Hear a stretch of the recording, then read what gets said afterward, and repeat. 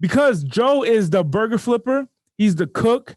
He also does the person who does the register. And also at the end of the night, he does the sweeping and cleaning, making sure that it's beautiful. Then he goes home late. Then he has to wake up early in the morning to prepare the food for the next day. He's exhausted. And on the across the street is McDonald's. McDonald's has a system. See, the owner of that McDonald's, he doesn't even work in the McDonald's. I want to change lives. I want to show people how to progress in their money. I want to show people how to progress in their mindset. I want to show people how to progress in their brand so that way they can take care of their family, take care of their finances, and experience freedom. Hey, yeah, I'm super excited to have you here, be part of this event. I mean, over the course of the last 8 years, what I've discovered in business has been one thing: be profitable, okay? So over the course of the next couple of hours, I'm going to be working with you today and working with you specifically in your business and on how to market your business, number one, how to get known, number two, and how to, number three, be profitable. You see, business is a tool or a way for us to generate the amount of income that we want to create. See, my first business many years ago, I started off in the cell phone business, okay? Now, if you know my story, if you don't know my story, this is perfect. I started owning cell phones at a young age before I turned even 20. So before I turned 20, I owned my first business. And at 19 years old, someone who believed in me came to me and said, Andy, I think you should open up your business. Now, I want to make sure that you are on the same page as I am. Be sure to have a notepad or an iPad or a tablet with you, okay? And prepare for us to be together for at least the next 3 hours, okay? Because what I'm going to be sharing with you is the key determining factor that exploded my business, exploded my brand, and allowed me to experience freedom. And I'm going to be sharing that today with you, okay? Over the course of the next 3 hours, okay? Now, in this training, I'm going to share with you the key elements on how to utilize a team to run your business for you. So that way you go from a solopreneur, which is someone who's working by yourself, okay, to a business owner. A business owner is someone who owns a system that generates income with or without them. Okay, you want to write that down. See, a solopreneur is someone who works completely alone by themselves. A business owner is a owner who owns a business, who owns a system that produces income with or without them. Doesn't matter if you're there or not. Let's imagine this. Let me show you what a solopreneur looks like in context. A solopreneur, let's say Joe's Crab Shack down the street. Let's say even better, Joe's Burger shop down the street, okay? And then when you walk into Joe's Burger shop, you see Joe in the back, and he's like, "Hey guys, how are you?" And he says, "Hey, how are you?" And you see Joe in the back, and you're like, "Okay, oh, is that Joe, the real Joe that owns the spot?" Okay, good. Now, from the customer's point of view, it looks okay. Like, hey, I'm just ordering from Joe's spot. But from Joe's point of view, man, he's over here flipping the burgers, okay, setting up the meals. He looks happy, but at the end of the day, he's exhausted. Have you ever felt like that before? Where you're just like, I'm working, and I'm exhausted. Because Joe is the burger flipper, he's the cook. He also does the person who does the register. And also at the end of the night, he does the sweeping and cleaning, making sure that it's beautiful. Then he goes home late. Then he has to wake up early in the morning to prepare the food for the next day. He's exhausted, okay? And on the across the street is McDonald's. McDonald's restaurant. And we look at McDonald's restaurant, we're like, oh my gosh, McDonald's has a system. See, the owner of that McDonald's, he doesn't even work in the McDonald's. He just has a system, and at the end of the month, he has a profit. He has a net profit. So he looks at his bank account and he says, okay, this much money came in, this much money went out, and the rest is this little coin, this little bit of cash on the side. So what I'm going to be sharing with you over the course of the next 2.5, 3 hours is going to be how to develop a system in your business. This is going to be for you if you're starting a business, you currently have a business and you want to expand, or number 3, you currently have a business and you want to grow and build a team. Okay. Now, in this training, I'm going to be sharing with you how to get leads. And I'm not talking about, like doing Facebook ads or anything like that. I'm talking about a step-by-step process to get a viewer, to become a lead, to become a customer. There's a 3-step process for your customer before they pay you, okay? Step number one is going to be that they are a viewer. See, a viewer is someone who comes to your event, who goes to your website, who just scrolls through your Instagram or your Facebook or your Twitter profile. He just checks you out and it says, interesting. A lead is someone that you have their contact information. You have an opportunity to do business with them, okay? And a customer is someone who has paid you. Now, it's done in 3 steps. Remember, we want to write this down. Step number 1, viewer. Step number 2, lead. Step number 3, customer. So it goes viewer, lead, customer, okay? Viewer, lead, customer. You can't go the other way around. You can't become a customer and then become a lead, right? You're a viewer, a lead, and a customer. If you're a coach, if you're in coaching, if you're a consultant, if you're an author, if you're a speaker, this system here that changed my life will change yours. Okay. Now, I've never ever wanted to share this information before. Okay.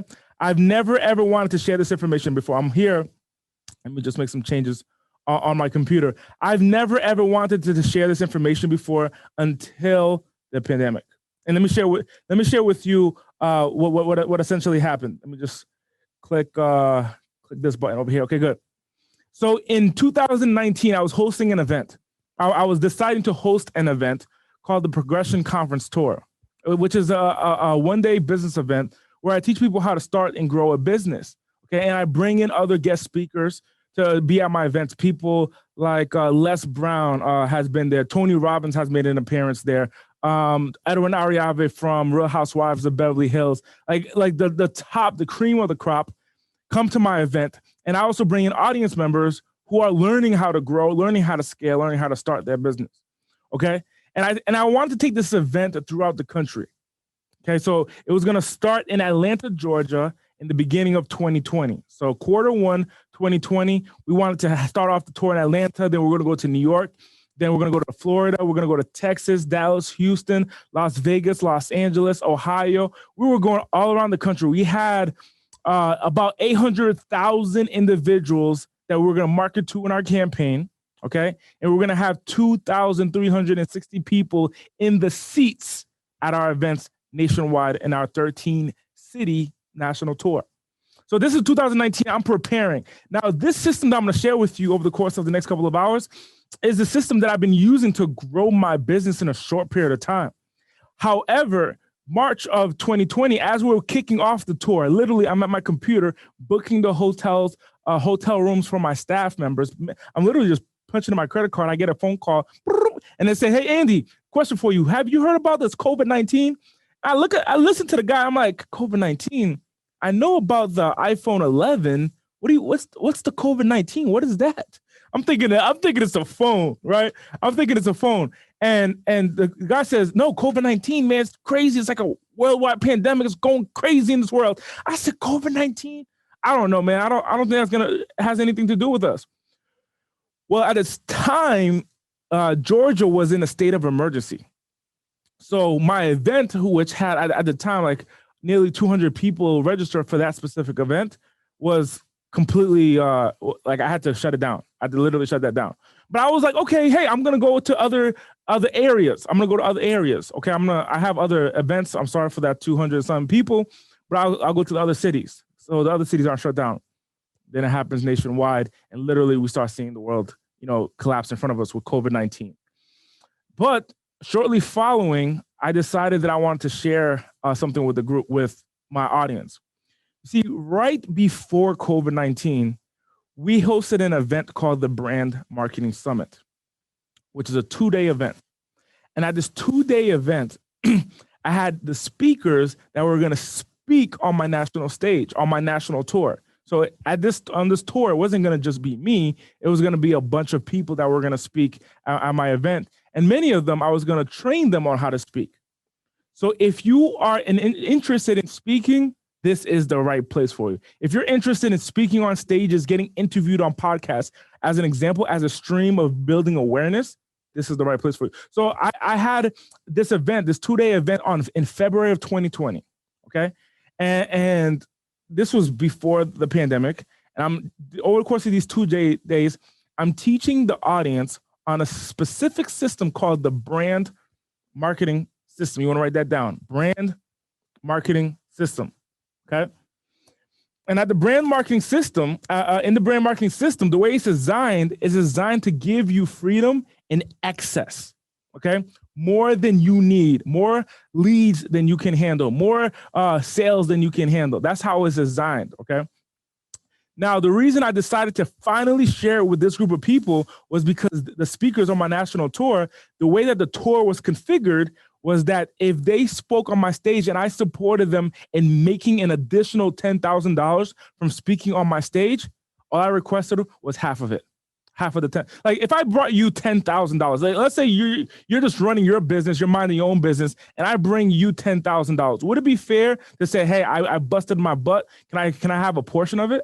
Of course. So many of the speakers agreed, and so we had them on my stage, where I was going to bring them on my stage in front of my audience that I marketed to, and I was going to support the client, the speaker, to learn how to speak on stage, learn how to maximize the opportunity of stage, and how to generate income from that stage, and then we would share the revenue 50-50, okay?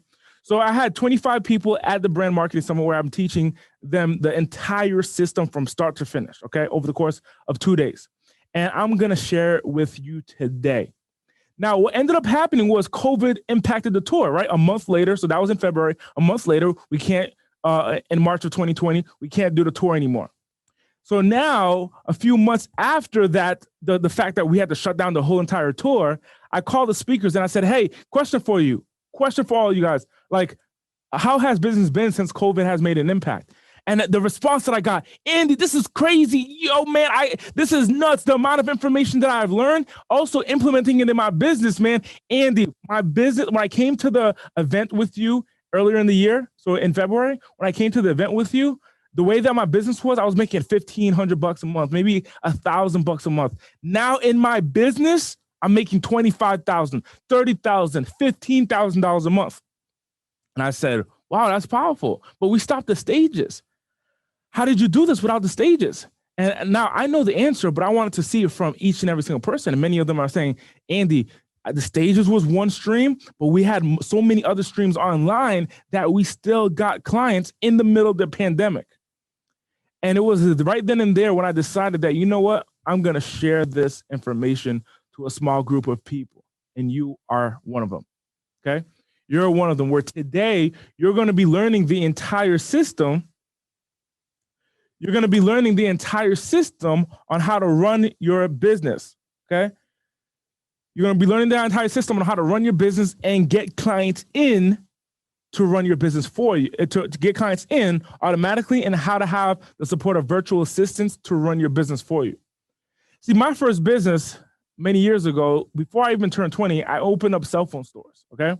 And I took my last bit of cash from college, and I dropped out of college, and I decided to go ahead and open up a business, right? So I had a few bucks, decided to go all in and open up a business. Now, I remember my family, my friends were like, don't do it, don't do it, don't do it. Don't open up a business, man. You don't know what you're doing. That's crazy. If you have some cash, you should buy a car, because at the time I didn't have the best car. If you have some cash, buy a car, Andy. Don't open up a business. Don't open up a business. And I knew that where my friends were at the time, I didn't want to be in their position. You want to write this down. Don't take advice from someone in a place where you don't want to be in. Okay?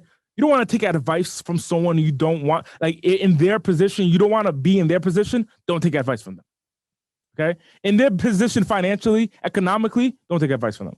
So it was the people that I had more cash than them technically, right? So I'm talking about, a few $100 here, but regardless, if I have more than $100, more than $100, hey man, you might not want to take advice. It's cool to hear out some people's opinions, but taking advice is going in the direction that they're telling you to go. So you got to be very careful of that. So what ended up happening was I went all in. You want to write this down? Go all in. Go all in. So I decided to start a business, and I went all in my business. I went all in my business. Put down I had $7,000. That's how much I saved up from different sales that I did, because I worked at a cell phone store, which was called Metro PCS, which is now owned by T-Mobile. So I worked at one of those stores, and I was bust my butt on commission, bust my butt to get commission. And then I saved up all that money and I put it into a bank account, and it was separated from my actual account. So that savings account was just accumulating for a while, and I saved up $7,000. I had two choices. Number one, open up a business. Number two, buy a car. Okay. Number one, open up a business. Number two, buy a car. So one day I was leaving the gym, and my friend, came to me and said, Andy, I think you should open up a business, man. Like, I think you have what it takes to lead people. I think you have what it takes. Like, you have the desire, you have the hunger. I think you should open up a business. And I remember telling the guy, like, I don't think I can open up a business, man. Like, I'm Black, I'm overweight, I'm from the hood, I'm from an impoverished area. See, I come from the smallest state in the country, in the smallest state in the United States, which is Rhode Island. So small state. It takes like an hour to go from one end to the other end, okay? And in that small state, I was raised in the smallest city in that state, which in that city was 1 mile from one border to the other border was 1 mile. Okay, that's how small it was. Tiny, full of gangbangers, gangsters, hoodlums, and thugs, and so on and so forth. Now, this was home. I still love home. Like, this is my home. Let's not get a twist. I still love home. I just knew there was better in life. Write this down. There's better in life. Do you agree? Are you on the same page with me? Like, you're like, hey, there's better for me. There's better for my life. Are you on the same page with me?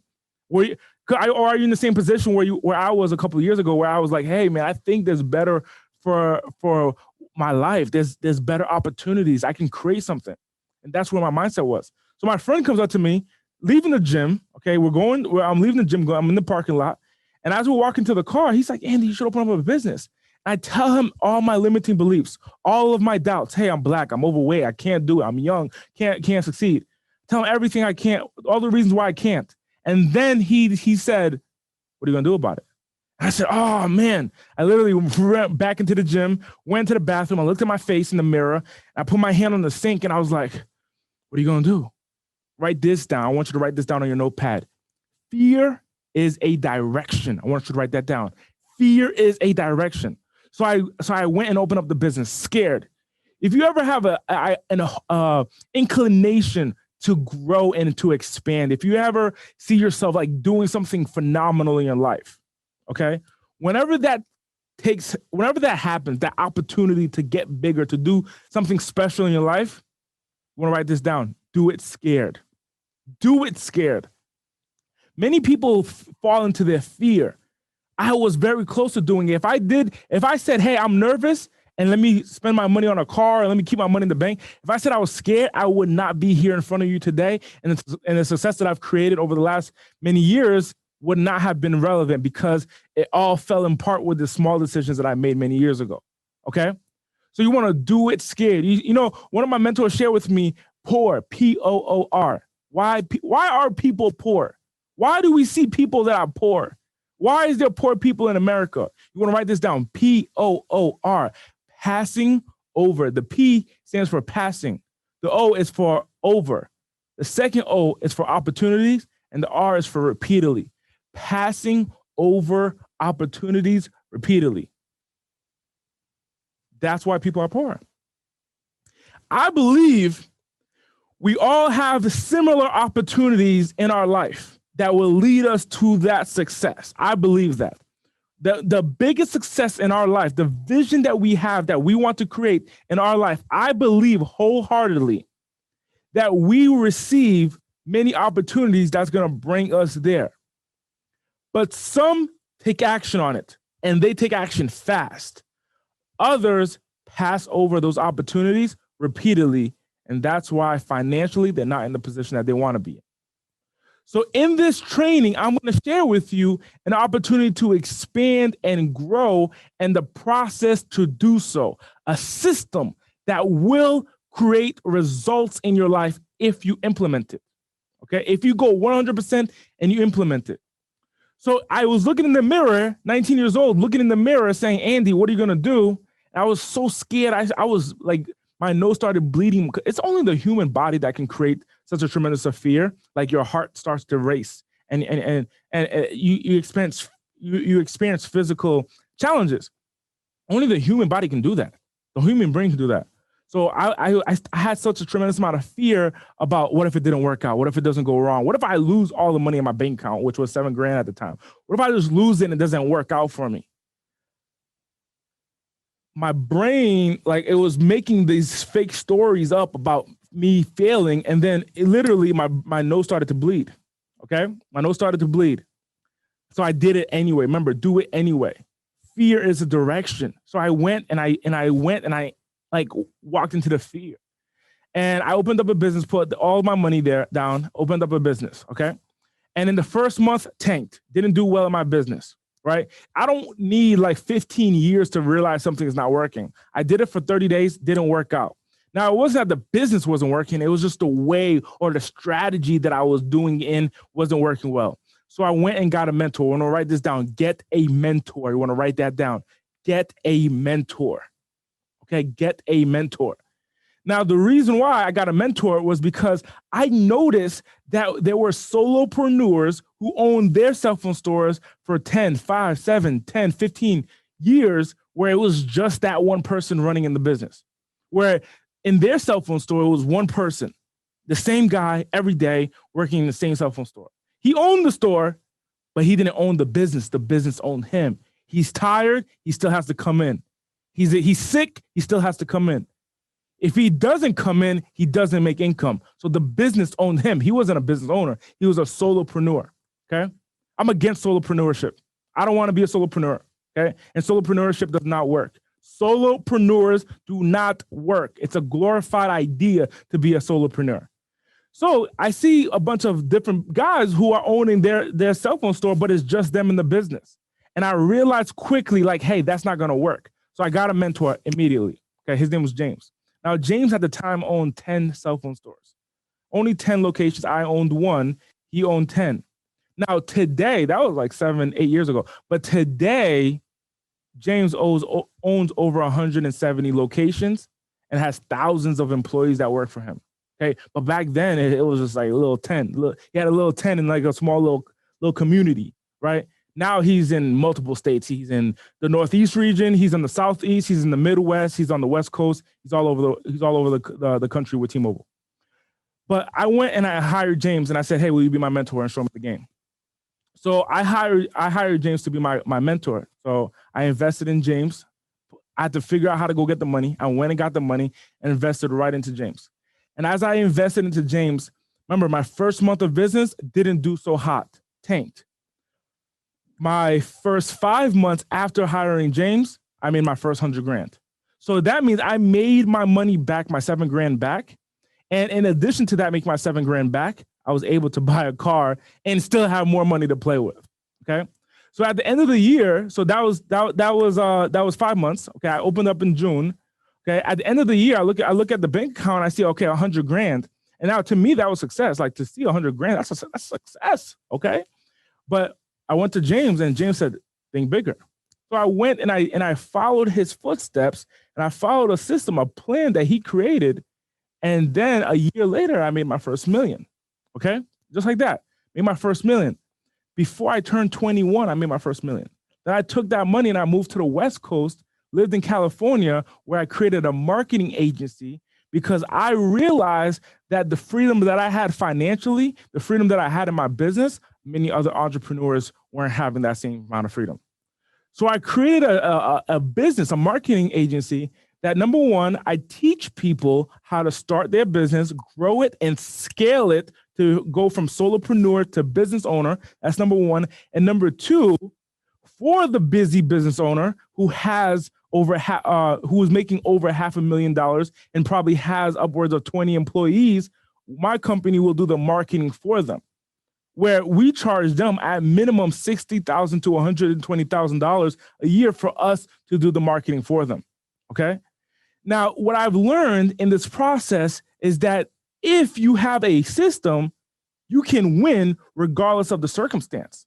So this is why the people who went to the brand marketing summit for those 2 days in the middle of the pandemic, while others were losing their jobs, this group of entrepreneurs were succeeding in the middle of a storm because their marketing reach was so wide, so many people were getting to know them that they ultimately win. Like they continuously won. And today I'm going to share that with you. Okay. Today I'm going to share this entire system with you. Here, I'm going to open up my screen here and share that with you. So good. So good. You should be seeing my PowerPoint. You should be seeing my PowerPoint right now. So let me ask you this. Grab some water. Let me ask you this.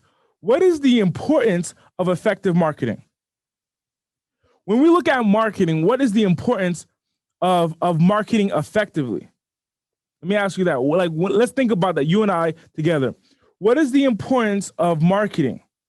If you're talking about a business, why is it important to even market?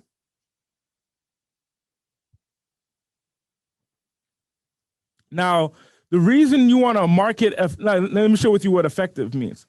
Effective simply means that it works to produce the desired result. You want to write that down. Effective means that it works to produce the desired result. See, when we look at marketing, man, you know what marketing is? Marketing is the promotion of a product or a service or an idea or a business. Marketing is simply promoting the product or a service, a business or an idea. That's all it is. You want to write that down. Now, effective means that it works to produce a desired result. That's what that means. It works to produce a desired result. So marketing means I'm promoting. So I can go outside and I can market my product. I can go outside, go and meet go to 10 different houses and market my product. But is that the direction that I want to go? Is that effective? If I want to build $1 million business, is going down to a random person's house and tell them about my product, is that going to work? Probably not, right? Probably not. If I want to share my message with the world, I'm not going to go to someone's house and say, hey, will you buy my product? That's not how it works. Effective marketing means that it works. So what the importance of effective marketing is, number one, the opportunity to serve more people. Meaning that because you have a marketing system that works and is effective, you can serve more people. Understanding if you're a coach and you have a product of helping people with their health. Let's say, for example, let's just say randomly you're a health coach. Okay, you may not be. You may be another type of coach. You may be an author. You may be a speaker. You may own a different type of business. This is going to work for you in any industry as long as your clients are online. If you believe your potential client is part of the 2.2 billion users on Facebook, this process is for you. Okay, so number one, the opportunity to serve more people. Number two, the opportunity to transform more lives. Number three, to benefit the people who depend on your success. And number four, the opportunity to generate wealth. That's the importance of effective marketing. Serve more people, transform more lives, benefit the people who depend on you to be successful, and generate wealth. We hosted an event a couple years ago. Okay, we hosted an event a couple years ago, and one of the speakers that I had on my stage, when he was 14, he was playing football on the field, and he was, like a little kid, just running around playing football, and then he got hit. That's football, right? That's how it is. You got hit, and so he got hit, but once people surrounded him, he just couldn't move. His body couldn't move. So people are thinking like, hey, okay, he's just in shock. After a couple of days, man, you can't move. You realize he's paralyzed. Okay. Now, fast forward 30-something years later, now he's in his 40s. He moves around in a specific wheelchair. Now, his arms can't move. His legs can't move. Everything besides his head can't move. So only his head can move. Now, his wheelchair was designed by someone who had a thought or an idea for those people who needed this specific product, and he needed to market it. Let's imagine the guy who created the wheelchair that my friend has. And the way that he moves in his wheelchair is that there's a technology on the headrest of the wheelchair where if you move your head forward, it realizes the distance between the wheelchair and your head, and it tells the computer system to move the chair forward. If you tilt your head to the left, it realizes you moved your head to your left, and it tilts the chair to the left, and that's how you maneuver. So if you go left, right. Your chair will go left, right. If you put your head forward, your chair goes forward. If you put your head back and you touch the headrest, it will reverse, okay? So now you don't need to move it with your hand, you just need to move it with your head. Now, the person who created this didn't know that my friend, who was also a speaker on my stage, needed this product. And it would have changed his life because he went from being sitting down to now having this chair. So who's depending on you to be successful with your product or your service or your idea? Okay. And the outcome is the opportunity to generate wealth. You're helping people. Why not make a little bit of bank? Why not make a little bit of money for yourself and your family? Okay. But in order to create this, you must bring awareness. Okay. You got to get people to know you. Awareness and know is like the same thing. You create awareness is getting people to know who you are. That's what awareness is. Okay. So I'm going to share with you the awareness formula. Okay. The awareness formula. Number one, you must bring awareness to your message. That's what it starts off with, your message. Let's think about this. Ba-da-ba-ba-ba. I'm loving it. What's that message? What company is that message from? Ba-da-ba-ba-ba. I'm loving it. McDonald's. How about this? Eat fresh. Subway. How about this? Just do it. Nike. Okay. So they start off with their message first. You see these billion-dollar brands. What do they start off with? Their message. McDonald's is not saying, hey, come get the best cheap burger over here. That's not what McDonald's is saying. McDonald's is saying the first thing, the message. So we as entrepreneurs and business owners, we need to start off with our message.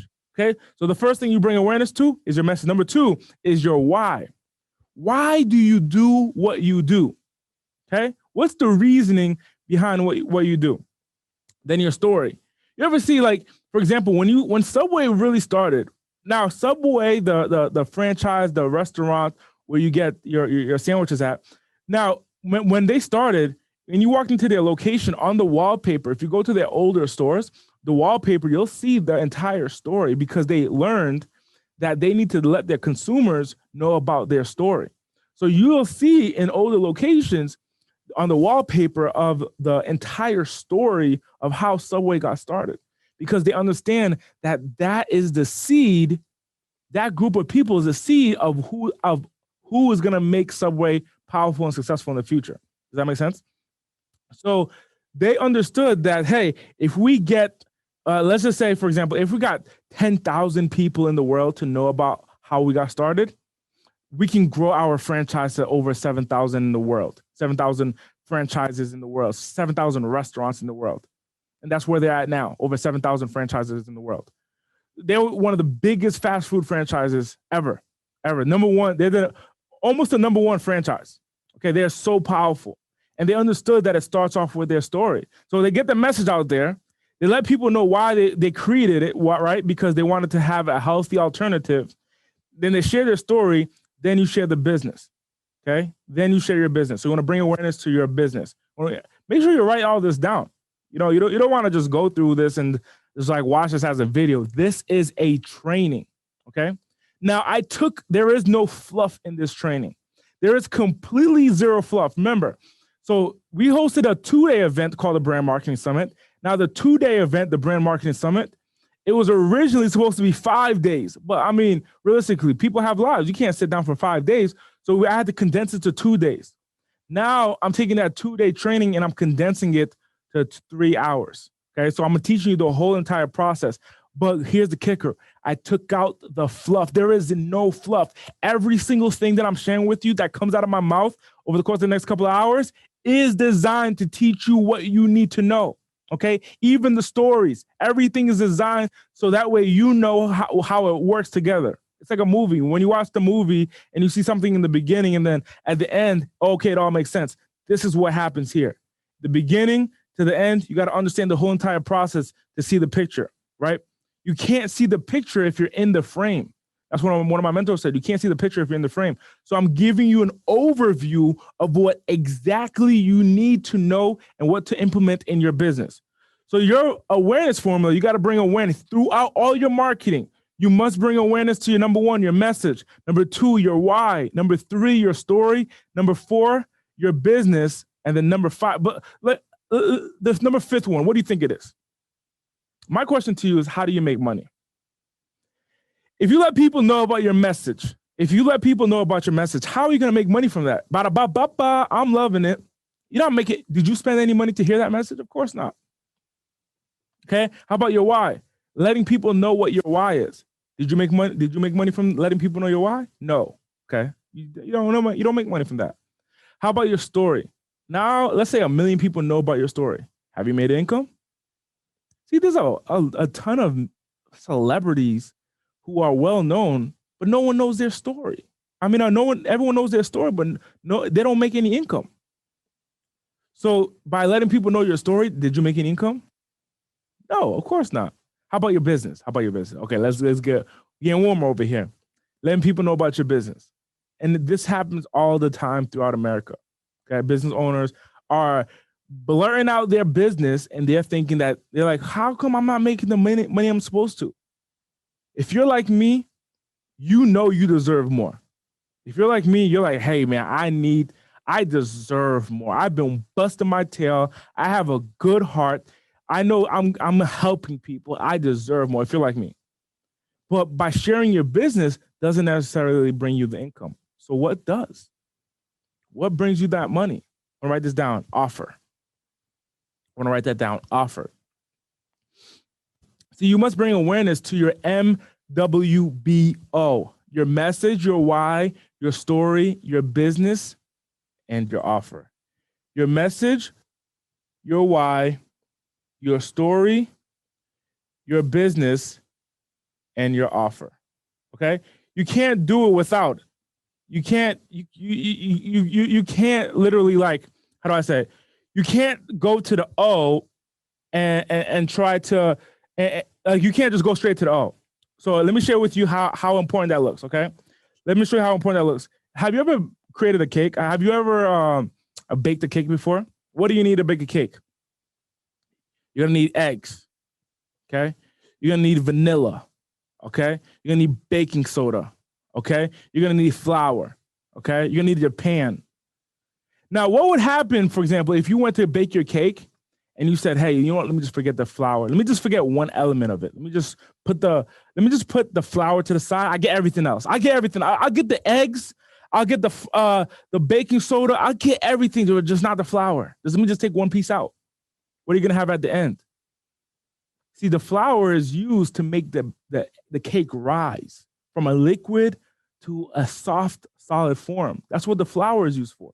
So if you completely forget the flour, you're gonna have a mushy cake. So that's not what you wanted, right? That's not the intended result. That's not the desired result. That's not what you really wanted. So if you look at, for example, if you're looking to make $1 million this year, okay? $1 million is probably harder to make. $1 million is probably gonna be harder to make than 10 million, okay? It'll be harder for you to make your first $1 million compared to your 10 million. Okay. But because at the 10 million, you have a process, you have a system. And what I'm sharing with you is the system. So I'm sharing with you. But you need every single piece to work in a specific way. Right? When you go to McDonald's, right? They have a system down to the T on exactly how much salt goes into the fries. Why? How do I know? I worked in the fast food industry before I was like, when I was like 15 years old, I worked in the fast food industry. They have it down to a T on how much salt goes onto the fries. If you just add a little bit too much salt, when your customer takes a bite, they're going to say, oh, this is too salty. This is disgusting. I'm not coming back here anymore. Okay. So they got it down to a T where they have just the amount of salt that is not too much for the customer, but it's not too little, where it's just right and it's addicting enough to come back and get more. They discovered that to a T. And if you mess that up, you mess up the whole entire process. You mess up the intended result, the desired result, which is to bring people in. What is your desired result? What are you creating in your business? What is your desired result? Okay. So what I would like you to do right now is I would like you to put a financial target together. I want you to write down a financial goal. You see, I remember when I made my first 100 grand, I wrote down X 10. So I wrote down 100,000 times 10. Okay, that was $1 million. And I was scared, and I didn't even think it was possible in the first place. I did not even think it was possible. But a year later, through the experiences and me just continually following the system, December 31st of the following year, which was December 31st, 2015, hit the $1 million target.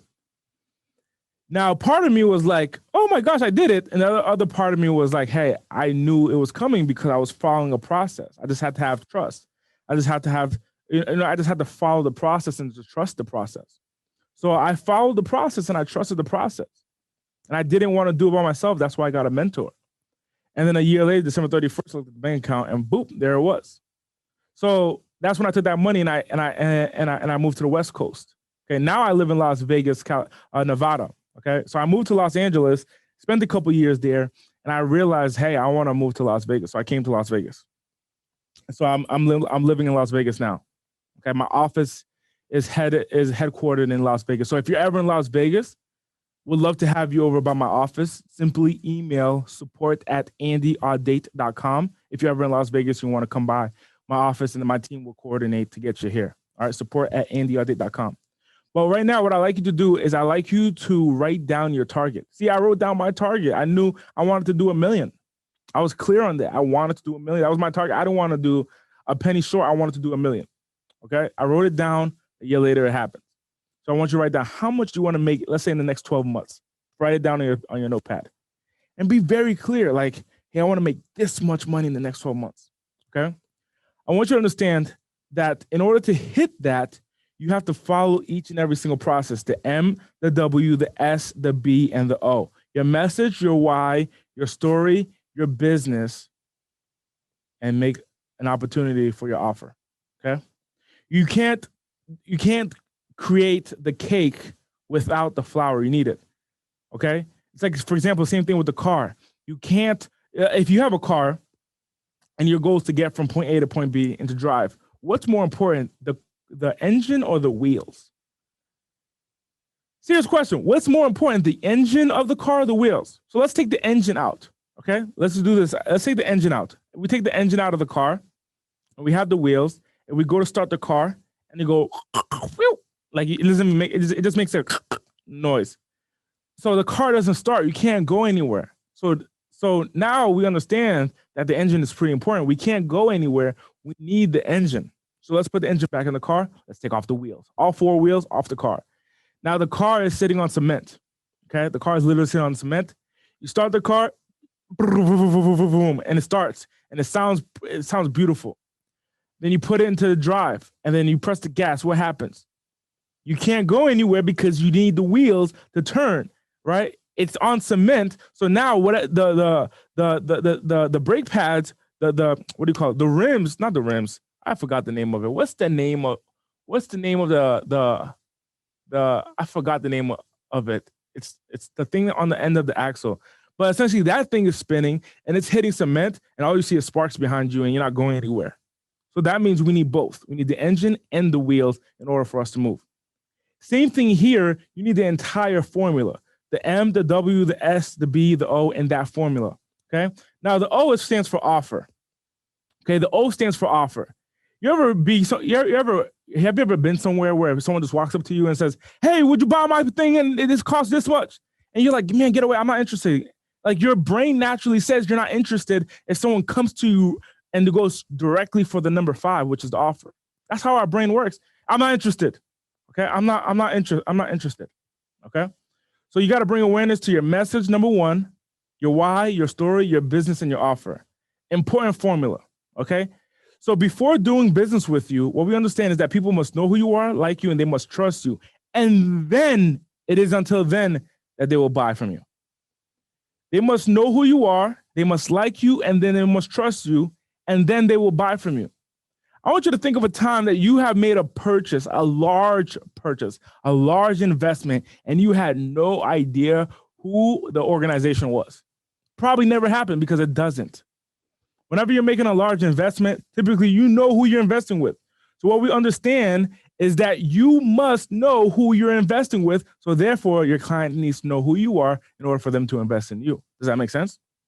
They got to know who you are. If they don't know who you are, they can't buy from you. If your client does not know who you are, they cannot buy from you. You want to write that down. Now here, the know, like, and trust, we call this the KLT funnel. Before they do business with you, people got to know you, like you, and trust you. Now, what does it mean for the client to know you? The client knows you when they learn of your MWSBO. That's when the client knows you. When they learn of your MWSBO, when they learn about your message, when they learn about why you do what you do, they learn about the story, they learn about your business, and they learned about your offer, that's when they know you. Okay, not just your message. It has to be your message, your why, your story, your business, and the offer. That's what I mean by it. Before they do business with you, they must know you, okay? Then they must like you. So how do we get your client to like you? You want to write this down. When the client receives continuous value, okay? When the client receives continuous value, that's when they like you. Because they're building a sense of respect for you because you're giving them value. Does that make sense? Let's think about marketing is very similar to like dating a relationship. So have you ever been in a relationship with someone? Have you ever dated someone, married someone? If you've ever been in a relationship with someone, even a friend, if your friend is constantly like taking from you and not ever giving anything to you, you don't have time for that person anymore, right? You don't want to spend time with people who are just taking, and never supporting you, never helping you, never giving you value in your life. So same thing for your client. There's so many businesses in America that we have to rise above. We have to rise above all the noise. How do we do that? We give value. All right. What's one point of value? What's one way to receive? What's one example of receiving value? Knowledge. You want to write this down? Knowledge. Knowledge is an example of receiving value. Okay. Now there's 5 currencies. You want to write this down. There's 5 currencies. Currency number one. This is the most common currency that everyone knows. Every millionaire that I know knows these 5 currencies. Okay. Every millionaire that I know knows these 5 currencies. Number 1 currency is going to be the most common one, which is money. Now, most poor people, they think there's only one currency, which is just money. If you are a millionaire or a multimillionaire, would an extra $100,000 change your life? Of course not. No, probably not. Where is it going to go? In your savings account? If you have $150 million in your bank account, would an extra $1 million make a difference? Now you have 151 million that you can't even spend? Of course not. So what they understand is that there's more than one currency. So the number 1 is going to be money. Okay. Number 2 currency is going to be energy.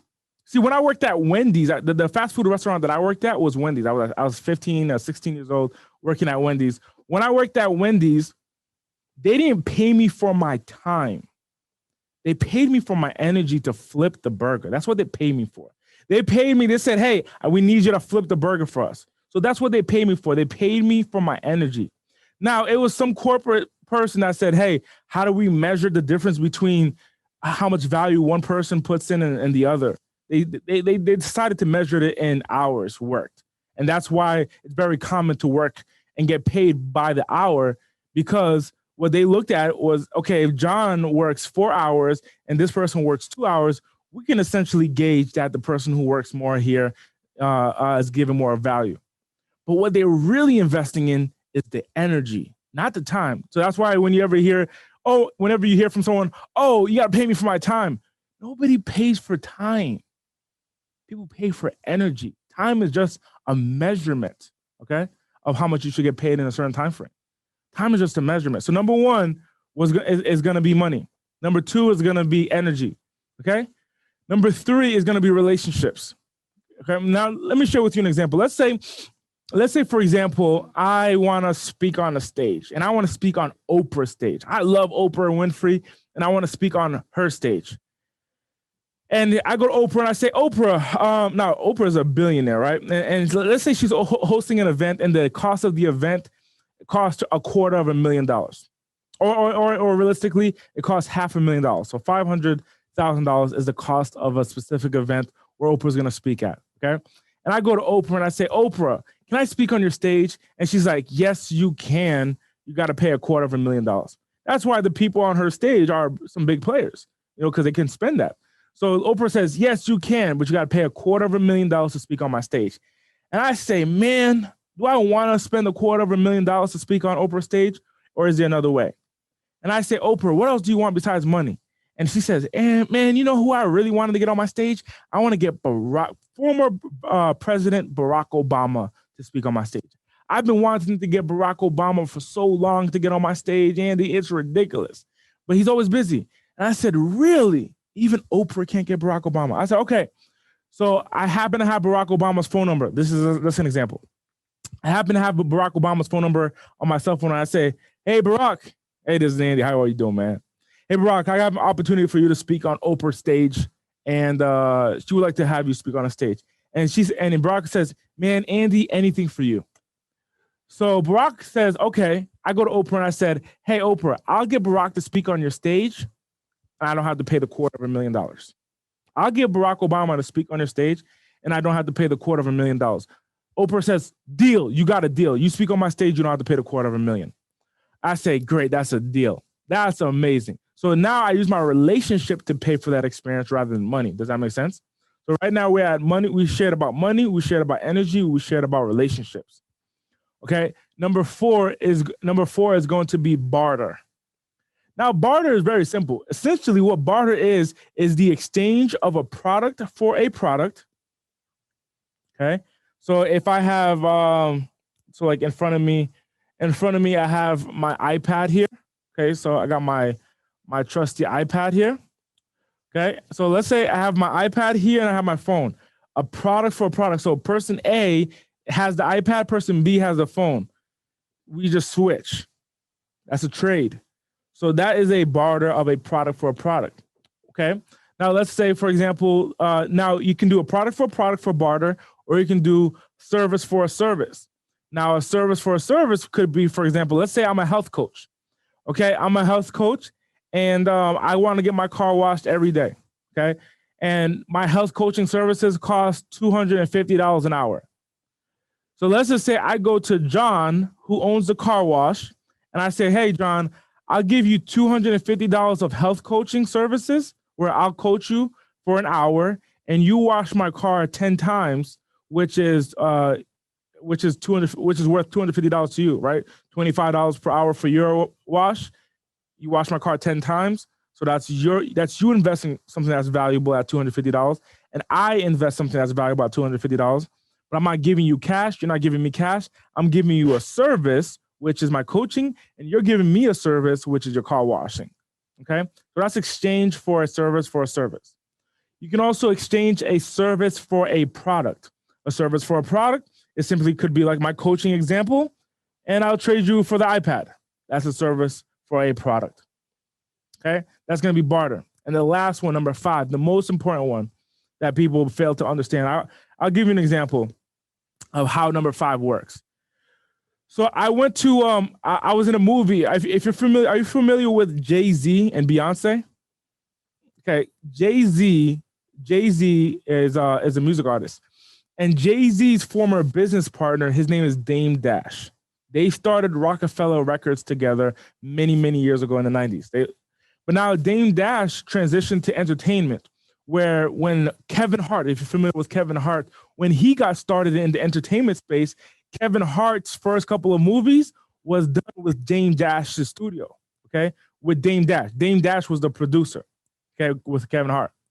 So I got a phone call and an opportunity to play a police officer in one of Dame Dash's movies. They called and they said that, hey, they needed a big man that could play a police officer. This was during the well, I'm sure it's still kind of going on, but when it was very prominent online and on the internet and on the news about police killing people. And so I played a police officer who killed a little kid by accident in this movie. Now, this was a Dame Dash movie. Now, after I was done with this movie, with shooting the movie, I went across the street to, we were on set one day. We were on set, and then I left the set. And I was exhausted, and I went across the street to go grab a Red Bull energy drink and a couple of snacks. And when I went across the street, it was a Walgreens. I walked into Walgreens, grabbed everything that I wanted, put it on the table, and I was still in like the uniform I was still wearing. And the guy asked me, "Hey, where did you come from?" The guy who's working at Walgreens. I said, "Hey, I just came from a movie set right now, which was literally right across the street." And he said, "Oh man, how do I get into this? How could I get?" He's young, very similar to me, and he said, "Hey, how could I get into the movie like you?" And I said, "There's 5 currencies. Number 1 was money. Number 2 was energy. Number 3 was barter, and number 4 was relationships." And he says, "What's the last one? What's the 5th one?" You said there's 5. I said, "Yes, there's 5. But if you want to know the last one," I said to him, "you got to give me some snacks for free." So you got to give me some snacks for free. If you want to know the last one, you got to give me some snacks for free. And he said to me, "Oh, I can't, man. This is Walgreens." He looked at it. He said, there's a camera right here. I can't. Sorry, man. I can't give it to you for free."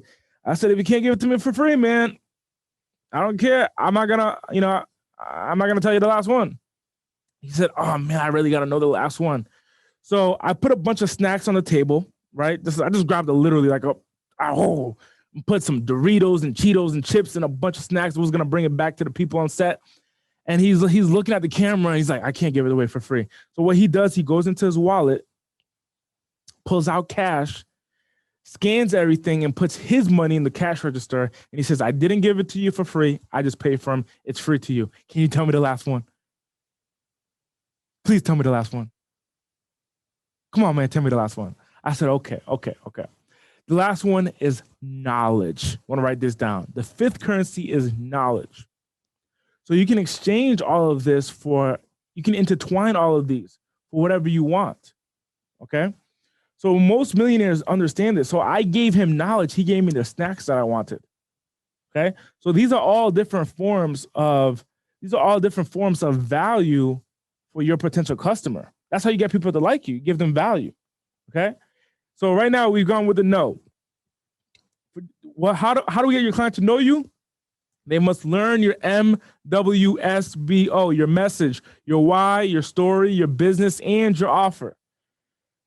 Okay? Then you must get them to like you. Then you must get them to trust you. Now, what is trust? It's 3 parts. Number 1 is confidence in your delivery. I want you to imagine if someone walked up to you and said, "Hey, I'm selling a $1,000 product. Would you buy it, please? Please buy it." What would you say? You probably say, "Hell no. Heck no, get out of here, man. I don't know who you are." So number 1 has to be confidence in your delivery. So in order for your clients to trust you, they have to be confident in your delivery. Number 2 is going to be recognizing that the client actually needs your service or product. How many people, are you someone who has done a sales process, gone through and sold a product or shared your product or your offer with someone and they said, "Let me think about it"? Has that ever happened to you where someone said, "Oh man, this sounds really good. Let me think about it. Please, let me think about it." Now, the reason why someone does that, because they don't actually see if the product is a necessity for them. They say it sounds good. So that means the first 2 parts of know and like, and the know like is complete. But the last part, this is how you get people to buy from you. This entire process, know, like, and trust, this entire process. But the last part, the trust part, the client, if they feel like they don't need your product or they're not 100% sure, are they going to invest? The higher the investment, the less likely that they're going to invest. So the client certainly needs to understand that they need your product or service, okay? And the last thing is going to be 3rd-person testimonials, where they see other people using your product or service. That's going to get people to trust you. So now, before doing business with you, people must know who you are, they must like you, and they must trust you, and then they will buy from you, okay? And then they will buy from you, okay? That's when they buy from you. Now, do you see how the no portion is like really bigger and then the trust portion is even smaller, okay? The reason for that is because of the -30 rule. The -30 rule simply says that you will lose 30% at every stage, okay? You will lose 30% at every stage. Now, under trust, you see where trust is green on your screen, where trust is green? It's actually supposed, under trust, it's supposed to be a little orange button that shows paying customer. But that orange button is not there for whatever reason. Okay, that orange button happens to not be there. So regardless of it not being there, you understand how it works. You understand how it works. People must know you, like you, and trust you, and then they become a paying customer.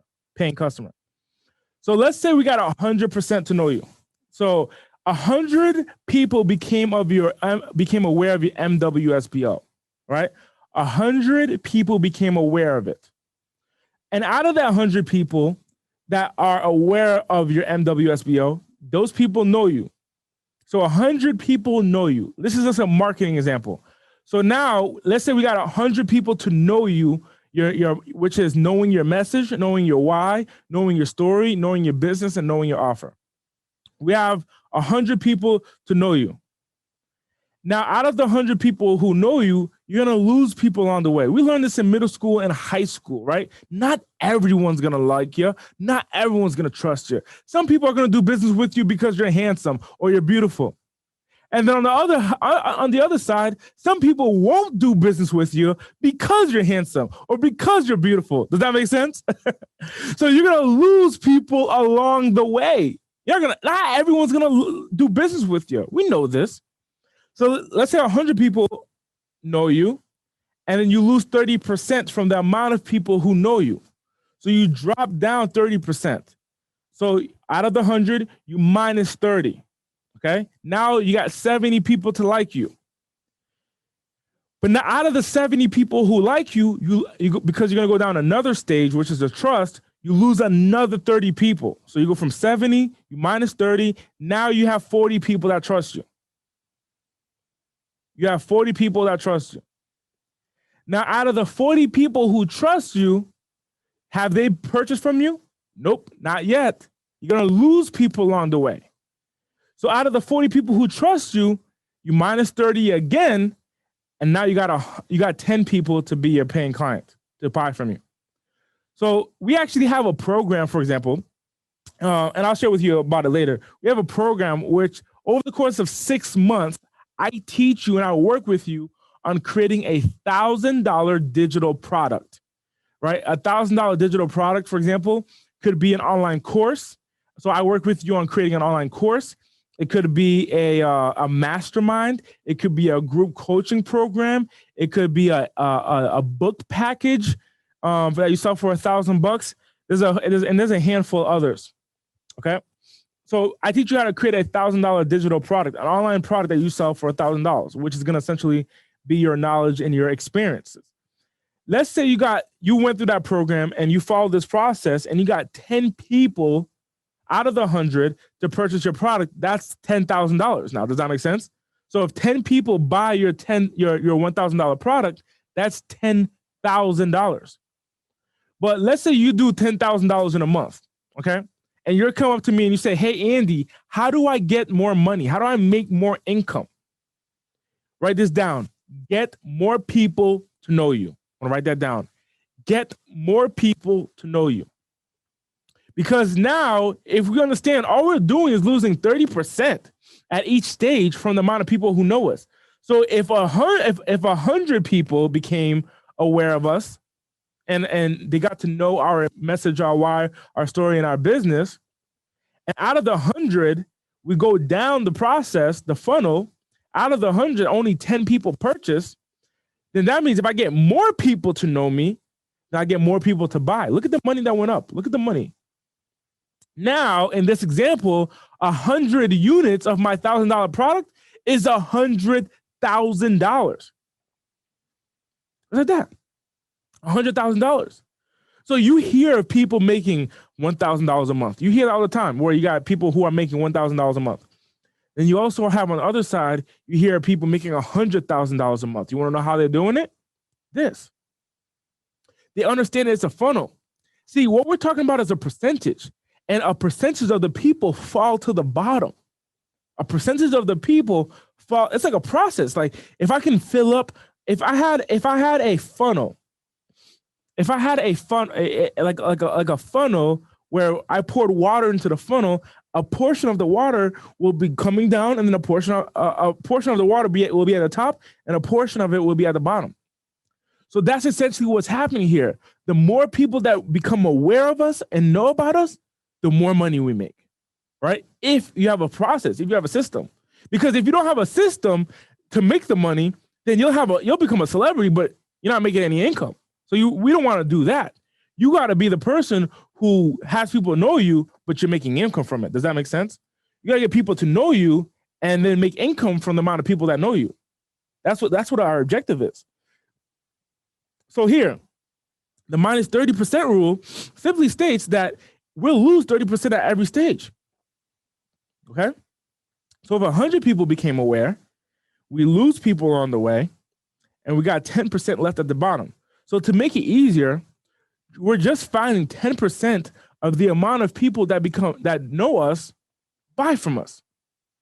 That know your message, that know your why, know your story, know your business. Now, these numbers can fluctuate, okay? This is just a principle. These numbers can fluctuate. You might have a 7% rule. Your rule might be 70%. Your rule might be 20%. Your rule might be 5%. You lose 5% every stage. Okay, so each person's number will change depending on their market, depending on the product, depending on their service, depending on their experience, depending on their sociability, their likability, so many factors. But the rule still remains that the more people that know you, the more money you make. Okay, so if you follow, let's say you came through and you joined my 6-month program, and you're working with me for 6 months, and in those 6 months, I teach you how to create a $1,000 product, and I work with you to sell 10 units of those per month. Then this is you selling 10 units. But let's say you come up to me and you say, "Hey, I want to make more money." Well, all we got to do is get more people to know you, and then you'll make more income. So what we understand is that if you increase the amount of people who know you, you'll increase the amount of people who buy from you, because the more people who are gonna go down the funnel. Okay. Now let's look at this. Let's look at this right here. What is the most important stage of the entire funnel? I want you to look at the entire funnel. We have 3 stages: know, like, trust. What is the most important stage? Let's think about this.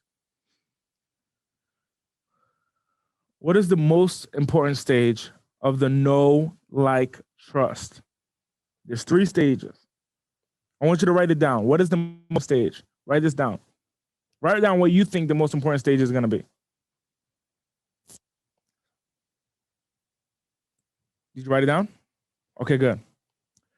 The most important stage is the know, the top of the funnel. Some people say trust. Some people say, hey, you got to get people to trust you. Well, look, some people aren't going to trust you for whatever reason. It could be an experience that they had. Some people are going to trust you because you look handsome or beautiful. And some people aren't going to trust you because you look handsome or beautiful. They had a bad experience in the past with some handsome people, and they said, man, it's not going to work. Whenever I see a handsome person, they're out to get me. Okay? So you're going to lose people on the way, and you can't control it. But what you can control is the amount of people who know you through your marketing. Remember, when I say know you, I'm talking about they learned your message, they learned your why, they are aware of your story, they are aware of your business, and they're aware of your offer. Okay? So what we know is that if you get more people to know you, you'll increase the amount of people who buy from you. That's the process. We have to get more people to know us in order for us to get more people to buy from us. The person who said, I'm not doing business with Andy, I don't trust him. The person who says that, my job is not to convince them, right? Your job is not, if someone came up to you and said, I don't trust you. Let's say you're at a Walmart, or you're at a Target, or you're at a grocery store, and someone walks up to you randomly and says, I don't trust you. You look like someone I can't trust. Your job is not to convince that person. Your job is to keep it moving. You don't got to convince that person. Just keep it moving. So if you increase the amount of people who know you, you'll increase the amount of people who buy from you. Okay. So here's are the streams that most people are doing to create awareness for their message, their why, their story, and their business and their offer. Number 1 is going to be one-on-one meetings. Okay. Number 2 is going to be doing referrals. Number 3 is going to be sponsorships. Now you see the little bags of money is increasing, right? Do you see that? The little bags of money is increasing. Cold calling, conferences. But what happens is that their income is completely capped. They're not making the income that they want to make. They're stuck. They're not making the income that they want to generate in their business. They can't financially take care of themselves the way that they want to. Okay. I was on the call with someone, and as we were on this call, man, you realize it is hard to live in America comfortably. Okay. It is very hard to live in America comfortably. Like when you look at, you got health insurance, and you got car insurance, and you got life insurance, and you got homeowners insurance. Okay, then you got your cell phone insurance, and that's just what if scenarios. And you're paying all these organizations every single month for just what if. Okay, then you got your food, then you got your marketing budget, then you got your software budget that you got to pay for different softwares, then you got to pay for your groceries, and you got to pay for car maintenance, and you got to pay for your home, then you got to pay to have fun and splurge. My goodness, it's a lot of income that we're talking. It's a lot of money that we're talking about here. But for a solopreneur, someone who works completely by themselves, just like this, their income is capped. Income is completely capped. And what I'm sharing with you in this program is to go from a solopreneur to a business owner who owns a system. Now, this here is just a portion. We didn't even dive deep into the system yet. We're just in the tip top. We're just in the tippity top. We're just in the tippity top right now. Okay. But it's important that I share with you this overview, right? Because if you look at it, let's look at the one-on-one meeting as an example of how that works. Let's say a solopreneur takes 1 hour to present his or her product or service to a potential client. 1 hour. And that person wants to work 40 hours a week. 40 hours a week. So that means at most, this individual can only work with 40 people in that week. So 40 opportunities. And if the 10% rule is true for that, then what if the 10% at the bottom of how many become paying customers, that means he only gets 4 people to purchase his product or her product. But as a business owner, in the process that I'm about to share with you, okay, over the next hour and some change, over the business owner that utilizes this process could get in front of 400 people and sell 40 units, or even better, get in front of 4,000 people and sell 400 units. Let's say that this is a $1,000 product that this individual is selling, okay? And in a week, at most, you can speak to 40 people in a week because it takes 1 hour to present, okay? It takes 1 hour to present. And then in addition to that, I mean, that doesn't even include, like, that's not even a realistic number because you got to call people, you got to set up voicemails, you got to set up emails, you got to send emails, so on and so forth in that 40-hour week. So realistically, you may only be talking to 15, doing 15 presentations. That's a realistic number. You know, maybe 10 to 15 presentations because the rest of the time you're setting up emails, you're sending emails, you're doing voicemails, you're calling people, you're emailing people, so on and so forth. So as a business owner, you're like, okay, I mean, as a solopreneur, you're kind of stuck because you can only get in front of so many people. So if the 10% rule was true on the best case scenario, which is 40 people, and let's say you're selling a $1,000 product, in essence, that's $4,000 a week. But realistically, when we did the math, we weren't at that, right? We were talking about 10 to 15 people. So if the number is true, then if you got 10 people, that's really going to be one sale a week, which is $1,000. Now, where would you rather be on the spectrum? Would you rather be in front of the solopreneur working by yourself, stuck in your business, doing all these streams, which is sponsorships, referrals, one-on-one meetings, and getting, 1 to 4 sales a week, hopefully? Or would you be on the other side of the spectrum, in that same example, getting in front of 4,000 people a week and selling 400 units of your product? Where would you want to be? Of course, on the spectrum, getting in front of 4,000 people. But how do you do this? You want to write this down, these streams. Number 1 is going to be Facebook. Number 2 is going to be magazines. Now, we actually have a online program called the Business Online Marketing Academy. Okay. It's an online program created. It has over 15 different modules. Okay.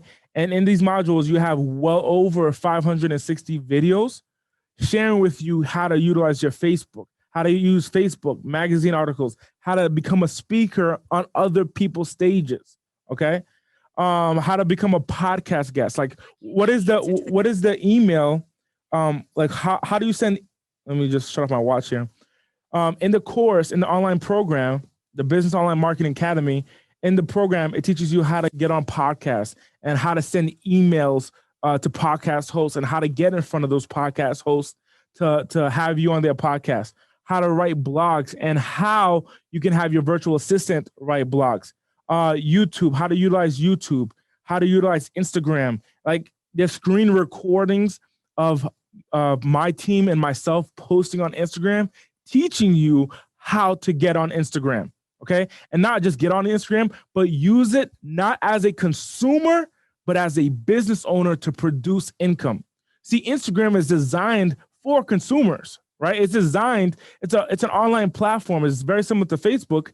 It's actually owned by Facebook, where you post your videos and your pictures. That's what Instagram is. And the platform is designed for consumers to consume content. But as a business owner, you can use that platform utilizing a specific process to get customers and get leads. Okay. So how to use Instagram, you're going to learn that in the Business Online Marketing Academy. How to create your own podcast, how to create email sequences and which softwares to use to send those email sequences, how to host your own event. I teach you how to host mastermind events as well as how to host big conferences. Okay. And I was in the online program, I also teach you how to write a book and how to get it published. Okay. But now all these streams is how you would get in front of those 4,000 people. Why? Because Facebook in itself, just Facebook, has over 2.2 billion users on the platform. Instagram, if you look on the left-hand side, Instagram itself has over 1.2 billion active users per month since the beginning of 2021. Over a billion users on the Instagram platform. That's these platforms, if you use it properly, you can get in front of a large group of people. Or if you use it ineffectively, you might get in front of your friends and your family, and you might share your pictures of your dogs or your kids to your friends or your family. So in the online course, the Business Online Marketing Academy, I'll share with you about it a little bit later on. But if you decide to get into that program, you're going to learn every stream here that I share with you, how to maximize it. Okay. But what we understand is that the more people that know you, the more money that you make. That's the most important understanding. We get more people to know you, we'll make more money. Because if you increase the amount of people who know you, you increase the amount of people who buy from you. So a step-by-step, we're going to write this down. A system is a step-by-step process that will save yourself time, energy, and money. Okay? A system is a step-by-step process that will save yourself time, energy, and money. Time, energy, and money. How important is having time for you? Okay? When we look at your life, how important is it to have time? Okay, is it important? Is having time really important to you? I know for me, having time is. Let me click this button. Okay, perfect. I know for me, time is of the. I want to spend time with my family. I want to spend time with my lady. I want to spend time with my mom. I want to spend time with my little brother. It's important. I don't want to have to go work. I want to have time to spend with my family, to spend time with my future kids. I want to have a business that I don't have to constantly be looking at every single day. I want it to work with or without me. Okay. How important is it to have energy? Because you're getting the right rest. I know for me, I used to work the wee hours of the night. Now, mind you, I didn't have to spend a bunch of many years knowing how not to do it. I had 2 months where I had to work by myself in my business. Okay. 2 months, and I'm going to share with you a picture of what that really looked like. It was actually 3 months. So 3 months where I worked by myself in my business. And after that, I vowed to never do that again. But how important is it to have energy and money? So a system is a step-by-step process that will save yourself time, energy, money, and produce the desired result while protecting you from error. That's the big kicker here. It's a step-by-step process that will save yourself time, energy, and money and produce the desired result while protecting you from error. You got to understand what I mean by that here. Protect yourself from error. So if we understand that, like when we look at Facebook, for example, when we look at not Facebook, McDonald's, they have a system. And in that system, their business is working. Okay, I'm going to be bringing in some of my team members here so that way you can learn about this. Learn about utilizing a team members to run your business. Now, here's the next thing. Here is a picture of my database. This is actually half of my database, and this was a while ago, okay? This was a long time ago. Now, in this database here, what you see is 349,060 contacts. Now we're upwards of 800,000 between both our softwares. We have two softwares that host our contacts. We have one where we're constantly communicating with via phone, and then we have one that we're focused on sending mail and email to, okay? Between both softwares, we're at about 800,000 people that we can get in contact with, okay? Now, this was created over the last 2 years, okay? This was created over the last 2 years. That means literally about 700 days ago, I had zero people to get in contact with. Now, today, if I wanted to, I can press an email or I can press a button and send a text blast to almost 800,000 people, over 800,000 people, nearly 1 million people. If I wanted to, would I? Probably not. Not at one moment. Okay, I'm going to be bringing in my team shortly, so that way you can learn about the virtual assistant portion of the system. But the kicker here, you want to write this down. You want to get data. You want to write that down. Get data. When we look at Facebook.com, if you ever went to Facebook.com, the first thing that it asks you for is to put your name and your email. So the data that I'm talking about is when you're growing your business and your marketing, you want to get your customer's first name, last name, and phone number. I want to get your customer's first name, last name, and phone number here, okay? So this was my business without the system. This was completely me by myself in my business without the system by myself. I spent 3 months hosting an event. So part of my business is hosting events. So for 90 days, I hustled every single day. No one knew who I was. So I went out and I hustled every single day, and I was selling tickets by myself, all alone. And this was the results without the system.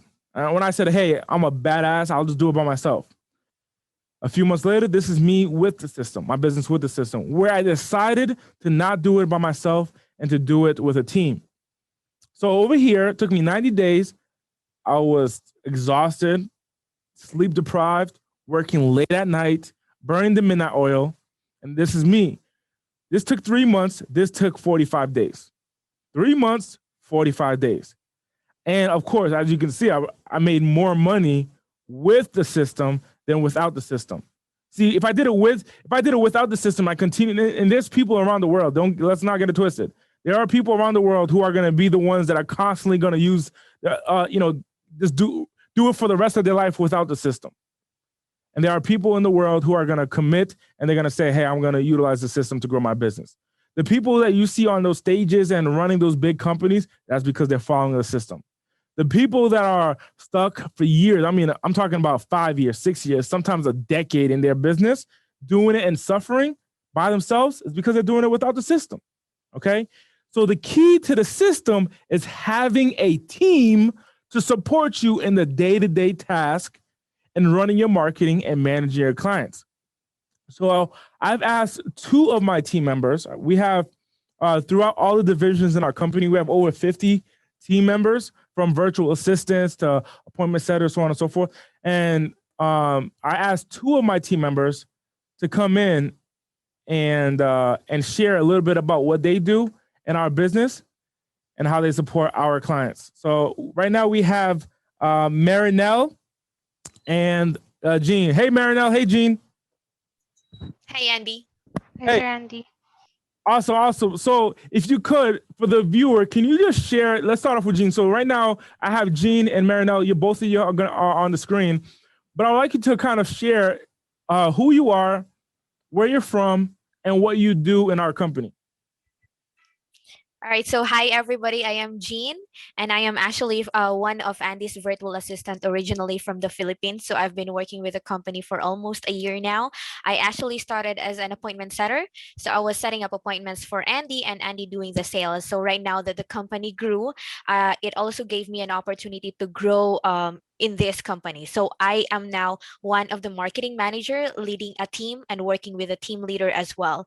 So I am responsible in closing deals, and Andy most of the time call it like a partnership, since I am also one of those people who is helping Andy to bring in sales and money to keep the company growing, and that also allowed our company to grow more and giving more opportunity with some people to have job, and despite of these trying times as well. So yeah, that's it for me.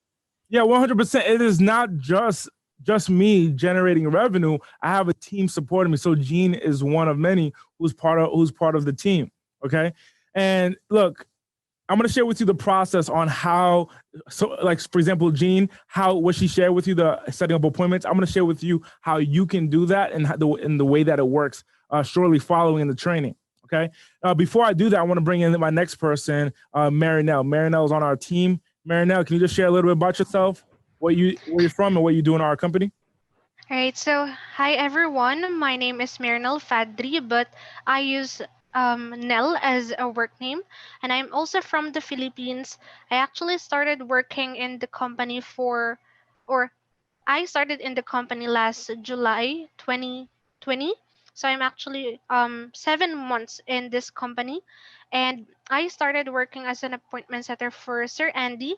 Then I also had the opportunity to become a virtual assistant. So, first is that what I do as an appointment setter is that I do call clients, set up or schedule an appointments to our marketing team. That way, they can go ahead and close the deal. We also do reschedule the appointment just in case the client has something to do on that specific day. And as a virtual assistant, what I do is actually I help our external clients regarding some researches and some policies regarding for the system that they're about to create. Then I also got another opportunity in this company as a team leader.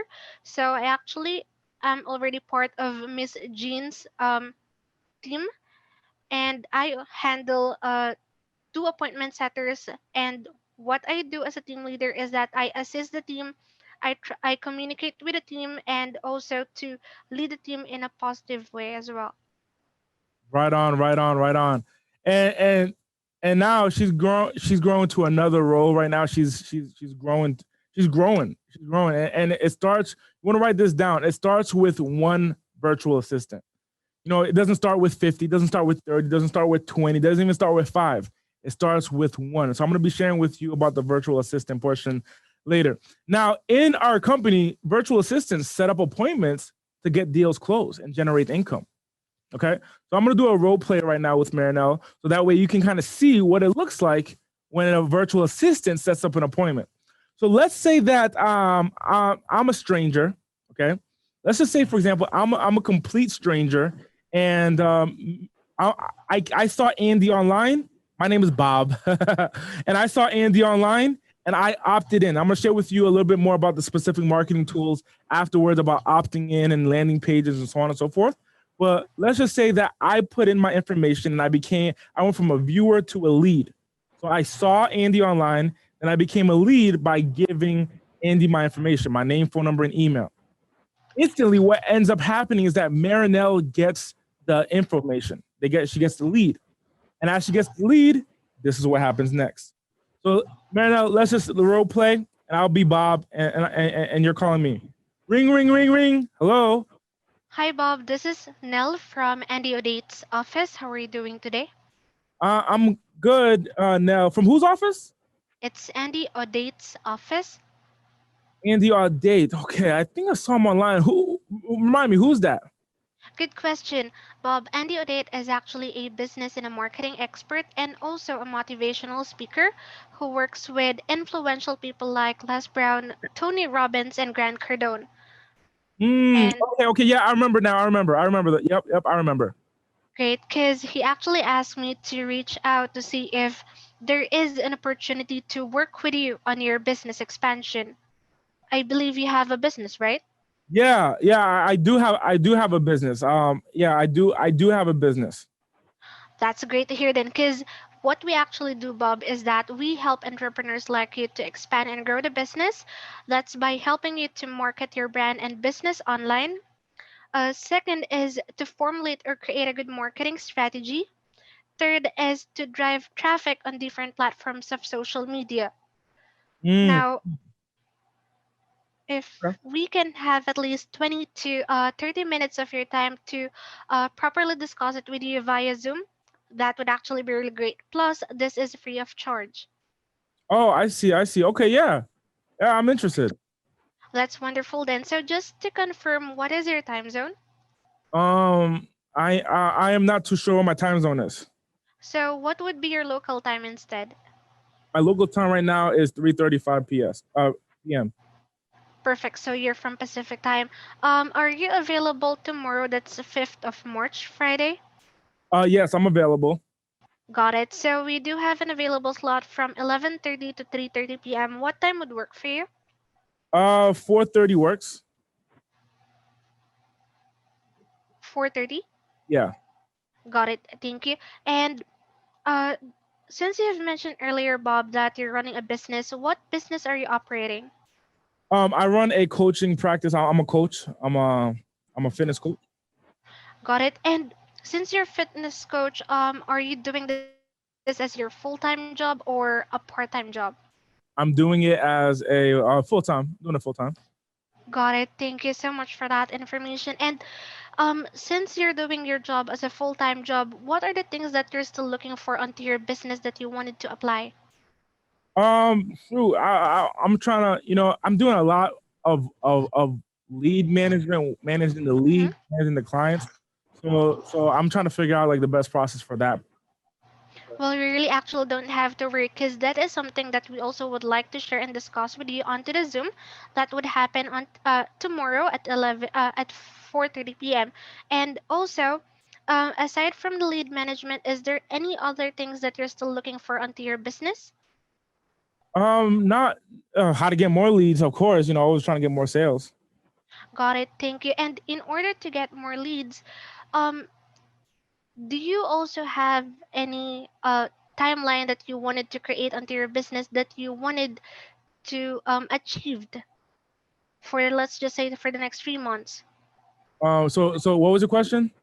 Sure. Since you're planning to get more leads or to generate leads as well, do you have created a timeline wherein you wanted to achieve for, let's say, for the next 3 months in order to get that leads that you wanted to have or to get the leads that you wanted to have?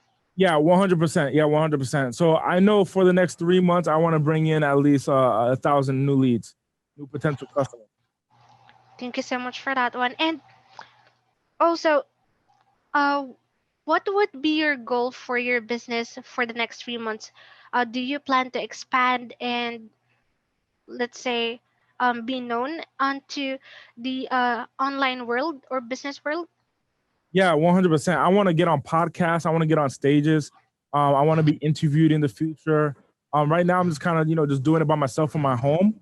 But I know that I can do big things. I think I really have what it takes. But I gotta, I gotta figure out how to get on those stages in the podcast and be interviewed so I can really share my message with the world. Well, you really, really don't have to worry. And those um, things that you wanted to achieve for, let's just say, for the next 3 months is something that's really doable. All you really have to do is to have a good marketing strategy as well onto your business. That way you can achieve, let's say, for it to be featured in podcast. And um, also, how much revenue, by the way, are you aiming for to generate for the next 3 months? For the next 3 months, I want to do 1 million. $1 million. Got it. Thank you so much. So, by the way, Bob, I'll be also sending you details about us as well. That way you can have more information about Andy Audate. I just wanted to confirm if this is a working email address. It's bob@teamaudate.com. Bob@teamaudate.com. Yep, that's working. Got it. And can I give a call or send a text reminder on the day of the appointment to remind you about it? Yeah, that's fine. Wonderful. Thank you so much. So yeah, we'll go ahead and see you tomorrow at 4:30 p.m. Pacific time. Awesome, awesome, awesome. Good job, Nell. Good job, good job.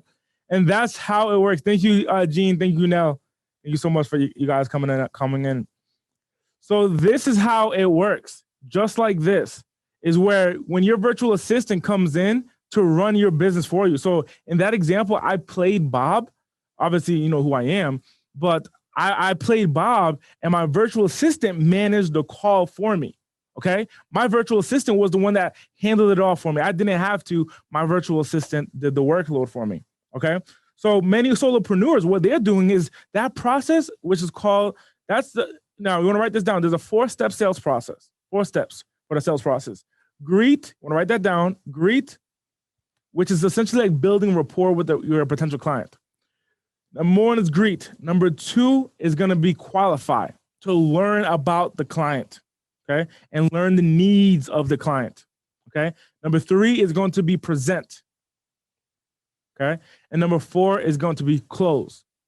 Close the transaction, which is getting paid, getting the sale. So number one is to greet. Number 2 is to qualify, learn the needs of the client, what they want, what's the client's financial goals. In this example, we run a business growth process. So that's why she's qualifying about my income goal. But yours might be, if you're a health coach, yours might be on health. Yours, you're finding what your client needs, okay? Number 1 is to greet. Number 2 is to qualify. Number 3 is to present the solution. Number 4 is to close. Now, if I'm doing the whole process myself, I have to do step number 1, step number 2, step number 3, step number 4. Now, in this example, Marinelle did step number 1 and step number 2 for me without me being there. Now, we have dozens of people doing that process every single day. Actually, I just pulled them from the sales floor to come in and do this example here, okay? I didn't ask her. I called her to come in, so to introduce herself, but I just put her on the spot. But that's what she does every single day. Does that make sense? So greet, qualify, present, and close. She's doing the first 2 steps. That means that leads me to do the last 2, which is just to get on a call and present and close. See, the difference between this process is if I had to do step 1, 2, 3, and 4, then that means I would have to be on the phone longer. So that means I would have to be on the phone for an hour or 2 hours or 3 hours to really understand what the client needs. But because she's doing it for me, by the time I get on the call, they already know who I am. They already like me. They trust me. I just got to say, hey, this is how much it is. Are you going to use a Visa, a MasterCard, American Express, or Discover? Which one are you using? Because my virtual assistant takes care of all that whole entire process for me. So for example, if you decide to join us in the 6-month program, that same process, we will implement it for you in your business alongside with you for 6 months. Half a year, I'll be working with you. But I'll be sharing that with you a little bit later on, okay? Now, what she does with that information now is she logs it into our CRM. I want to write this down. Our customer relationship management software. Customer relationship manager. Now, a CRM is simply a software that allows you to manage the relationship with customers. So let's say leads came in. Let's say 1,000 leads. I'm going to share with you on how to get leads in. But let's say 1,000 leads came in and you call lead number 5 3 times. Okay, that person's name is Bob. And you call lead number 7 15 times because, well, for whatever reason, and that person's name is Janet. The software's job is to track the amount of times you call them, as well as track any information about that person in itself. So Bob, in that example, what you just saw with Marinelle is asking me a bunch of questions. Well, all that information as to how much I want to make, what's my biggest problem, what's my biggest challenge, is loaded into a customer relationship management software. So that way she can see it in the year from now, it's going to be there. Also, not only she can see it, but also the other team members around the organization, they can log on to my account and Bob's account in our software and also see that same information. So other team members will see that information, therefore allowing my entire organization to work in unison to one common objective, which is getting sales and helping our clients succeed in their businesses, okay? So now she qualified for me, I didn't have to. So this is why when I did it by myself, I had to do the whole entire process alone. I was just me struggling every single day by myself. But once I decided to bring in a team, I was able to produce a lot more results. Okay. So let me ask you a question. To the left represents your paying clients. If you decided to not use this system, okay? If you decided to not use this entire system, to the left represents your paying clients. You're busting your butt, like you're busting your tail. You're trying to get people to know you, like you, trust you. You're doing the greet, the qualify, the present in your clothes. You're also the person that's doing the customer service, and you're also the person sending the emails, and you're also the person sending the billing. You're also doing the video editing and the graphic design. You're the person doing everything, and you're doing this without the system. So to the left represents your paying clients without the system. And to the right represents your paying clients with the system. What I would like you to do is write down on your notepad, which one are you in alignment with? Without system or with system? You want to write either one down. Without system or with system? Without system, which one are you with? I know for a while, I did it without the system for 3 months. I didn't want to be, look, let me ask you a question. I didn't want to be the person that wasted the time. Let me ask you a serious question. Have you ever seen you got someone who's 90 years old. Let's say on this side. You got someone who's 90 years old and he looks back at his life. He's on his deathbed looking up.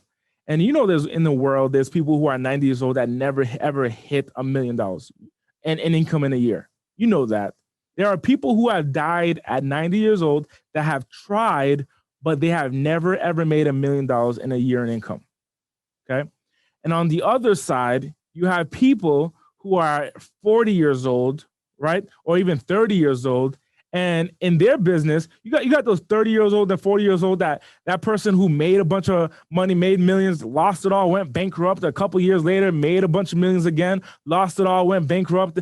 Then they did it again in their lifetime. And now they're 35 or they're 40. And now they're living successfully, lavishly again. You know, there's people like that too. So you got two angles here. You got the person who's 90, never even touched $1 million, never, let alone they even touched $100,000. Or held $100,000. Some people never even touched $10,000. Okay. And you got on the other side, you got people who are making millions, lose it, then do it again, make millions, lose it. That goes to show that for some people it's luck, and for some others, it's a process. It's a system that is duplicatable. You can do it over and over again. That's what it shows. So I didn't want to be the person, and I'm assuming that you're kind of in the same boat. Like you don't want to be the person that needs 15 years to figure it out of something that does, it doesn't work, if something doesn't work. So this was my business without the system. This was my business without the system. This was my business with the system. My business grew. I made more income. Which one are you going to choose? Are you going to go without the system and do it by yourself? Try to figure it out on your own? Try to figure out, like, for example, like the virtual assistant. Try to figure out the virtual assistant on your own, how the virtual assistant works, and in that process, are you going to do that on your own by yourself? Try to figure it out on your own by yourself? Or are you going to do it with a system where the virtual assistant follows the process and they know exactly what to do, how to do it, and they'll do it for you? So here's the process. Number one, here's what happens. This represents you. This little person over here represents you. And you market. So I'm going to share with you, like, let's get paid now, right? So you understand that the process of know, like, and trust so far. And to get people to know KLT, people will have to be aware of your MWSBO, your message, your why, your story, and your business and your offer, okay? Message, why, story, business, offer. Message, why, story, business, offer. Message, why, story, business, offer. Message, you know what I'm saying? So now this represents you. And this little Wi-Fi button over here represents you marketing. You market on a podcast. You market on YouTube. You market your message, your why, your story, and your business. You market on Reddit. You market on Pinterest. You market on Bing. You market on LinkedIn. You market on Instagram, Facebook. You're marketing on other people's stages. You're a public speaker. You're marketing on magazines. You're marketing on advertisements. You're marketing on Twitter, TikTok. My gosh, all these platforms, Yelp, blog, Snapchat. Now, who as a solopreneur says, oh man, I got to be responsible for all of these platforms. A business owner says, I'm going to delegate that out to my virtual assistant. I'm still going to be on the platforms, but I'm not the one managing it all. Okay, there's a difference. You see the difference? Solopreneur is like, oh, I'm exhausted, man. I got to be the one to manage all. I got to find out how I'm going to get myself on stage. I got to find out how I'm going to get me on, manage my Facebook account every single day. Oh my gosh. I got to figure out how I'm going to post on LinkedIn every single day. I got to figure out how I'm going to record a video, edit it, and upload it to YouTube every single day. I'm exhausted. And then a business owner on the other side says, hey, all of those streams, my virtual assistant is going to take care of them. Now, we understand to get the customers, we got to be on these platforms, right? We got to be on these platforms. Why? Because Facebook has an audience. Facebook has an audience that we don't have yet. So let me ask you a question. Serious question. How much of Facebook do you own? The platform. How much of it do you own? And when I talk about ownership, I'm talking about being able to walk in to Facebook headquarters and saying, hey, this is an example. I have a new chapstick line. I want to sell this chapstick line to the 2.2 billion people on the Facebook platform. I want to sell this chapstick line to the 2.2 billion people on Facebook. So you walk into Facebook headquarters and you go to Mark Zuckerberg, the person who created Facebook.com, and you say, hey, I want you to send an email blast and a text message blast and let everybody know about my new chapstick line so they can go buy it.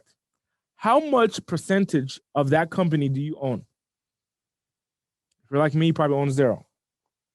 And if you do own a percentage where you own a stock in that business, you probably still can't even walk in to sell your product, to go to the CEO and say, hey, send an email to every single person about my new product, right? So that means you don't really own it. Because what they own, what Facebook owns, I want to write this down, is data. Data.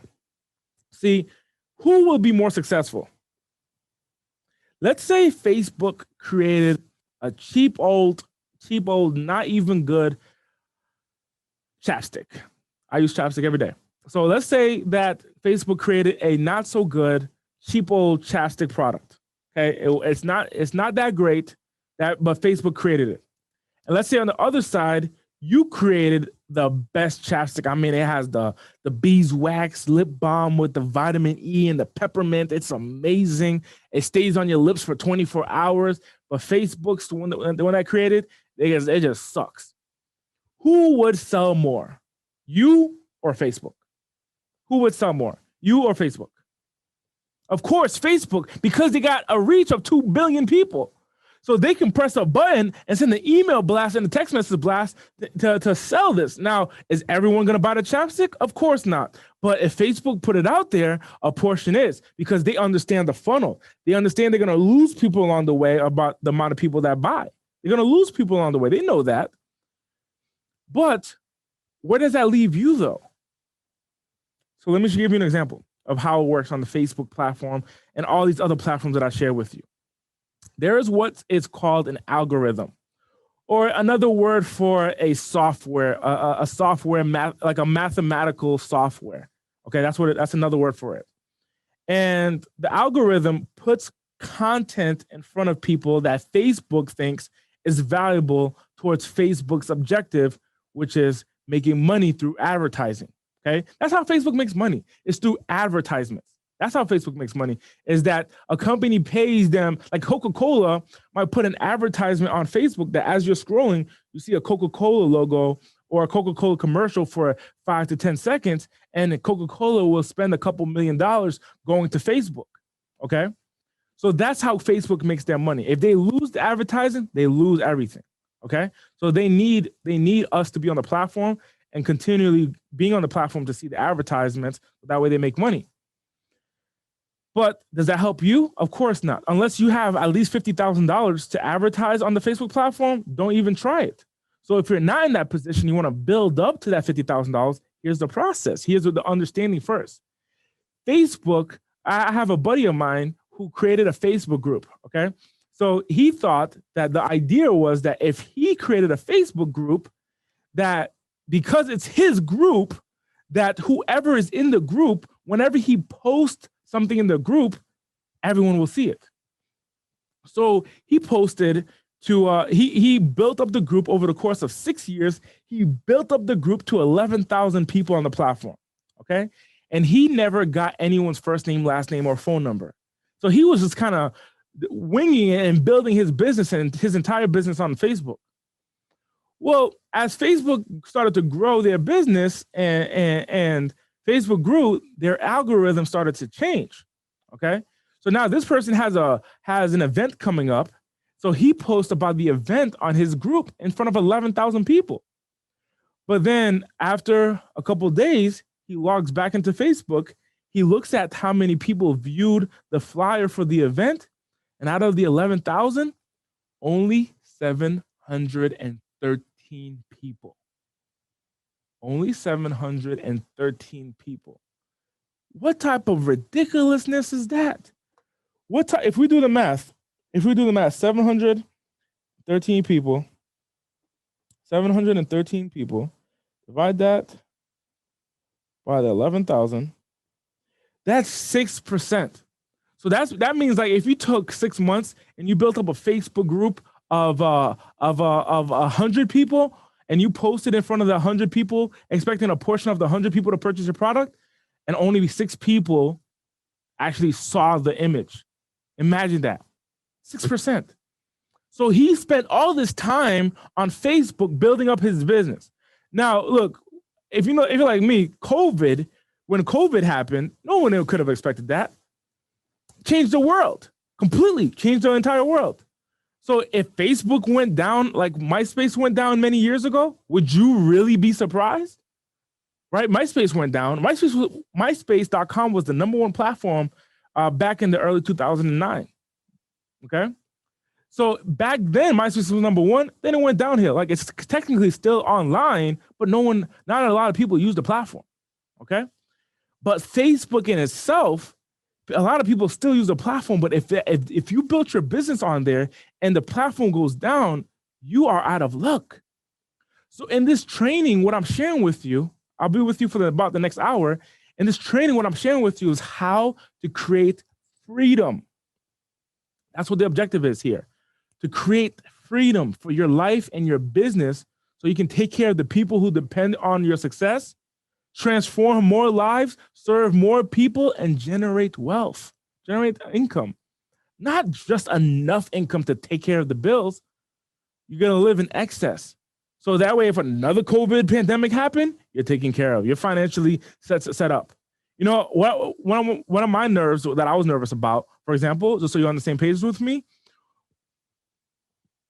if someone in my family was in a position where they needed medical support and the insurance wouldn't take care of it, that happens. You know that happens in the world. I wanted to make sure that I'm the person that is able to provide for those people, for that person. So you're going to write this down on your page. Take responsibility. It's not about that you have to, it's about that you're able to. So let's say, for example, you have someone in your family who is in need of a dire emergency, and if they a dire surgery, and if they don't get the surgery, they die. Okay, someone that you love, you care about. Could be your mom, could be your dad, could be your husband, your wife, your child. Someone that you care about, if they need a surgery, it costs $60,000 for the surgery. It costs $60,000 for the surgery. Insurance company's like, I'm sorry, we can't take care of it. We can't take care of it. And the doctor say, hey, if there's no one that's gonna pay for it, just know that he'll die. That person will die. It's not about that you have to be the one to pay for it. It's about you being the person able to pay for it. Like now that's your decision. You get to make a decision to pay for it. Does that make sense? So it's about your ability to. That's why I'm sharing this with you. That's why all this is important. Okay? So if you don't want to be that person in that Facebook example, where you build up your entire social media following and the platform goes down. So you want to write this down. You want to generate leads. You want to write that down. That's where the success is. The success is in the database. Okay? So let me give you an example of a database. So let me go all the way back. This is a database. Here, what you see on the left-hand side is the person's first name, last name. Then you see the name of their company. Then you see their job title, and you see their phone number. But also in each person's account is their email address, is their age, their so on and so forth. But it starts off with name, phone number, and email. I want to write that down. Name, phone number, and email. So you'll build off with the name, phone number, and email. So you market on these platforms. You're on all these platforms, and you're marketing. You're marketing your business, your message, your why, your story, your business, and your offer. Okay. But now let me ask you a serious question. Would you purchase if somebody said, "Hey, my message is to get better every single day and get better every single day, and I'm a health coach. Buy my health coaching product for $9.97." Would you do that? Of course not. Of course not. You wouldn't purchase it right away, would you? No. So the reason, and your client wouldn't purchase it right away either. So when you're on a platform you do not own, you want to write this down. My offer is to go to the landing page. So you might have heard me for the last couple of hours saying message, why, story, business, offer. If you're on a platform that you do not own, then your message, your offer is to go to my landing page. Okay. So how do we turn it into money? So how do we turn our marketing into money? So if you're doing all of this, you're sharing your message, your why, your story, your business on all of these platforms, how do we turn our marketing into money? Here's a step. Step one, you're going to market your MWSB on social media. Step two, then you're going to tell everyone to go to your landing page. Step three, the leads are managed by your virtual assistant. Okay. Your leads are then managed by your virtual assistant. So what you saw Marinelle do earlier, that's what your virtual assistant will do for you. Step four, then you sell to ready to buy potentials. So I'm going to go backwards. Okay. I'm going to go backwards so that we can write it down. Step one is you marketing your message, your why, your story, and your business on social media. That's going to be your first step. Okay. Now, if you're part of the group that decides to take advantage, of the 6-month program, where it's going to be me and you and the group of entrepreneurs going through the program together for 6 months, for half a year. I'm going to give you an opportunity to sign up today. If you're part of the group that decides, I'm going to work with you on your number one, your messaging. We're going to go in depth. So you're going to receive live coaching with me. So number one, we're going to go in depth on your message, your why, your story, and your business. So your first step here is to market your message, your why, your story, and your business on social media. Then your second step is to tell everyone to go to your landing page. Very important, because that's the tool that captures the name, phone number, and email, the landing page. I'm going to show you what a landing page looks like over here, okay? I'm going to show you what a landing page looks like over here.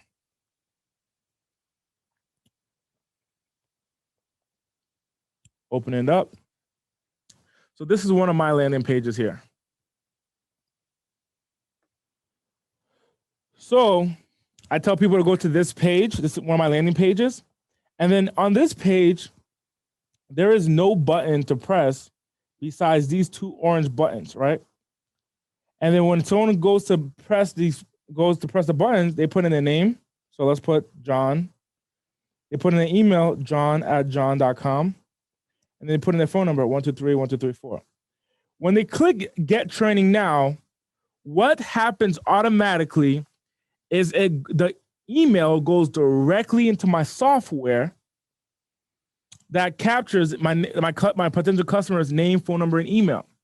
All right. So if you're part of the 6-month program, we actually implement that for you in your business.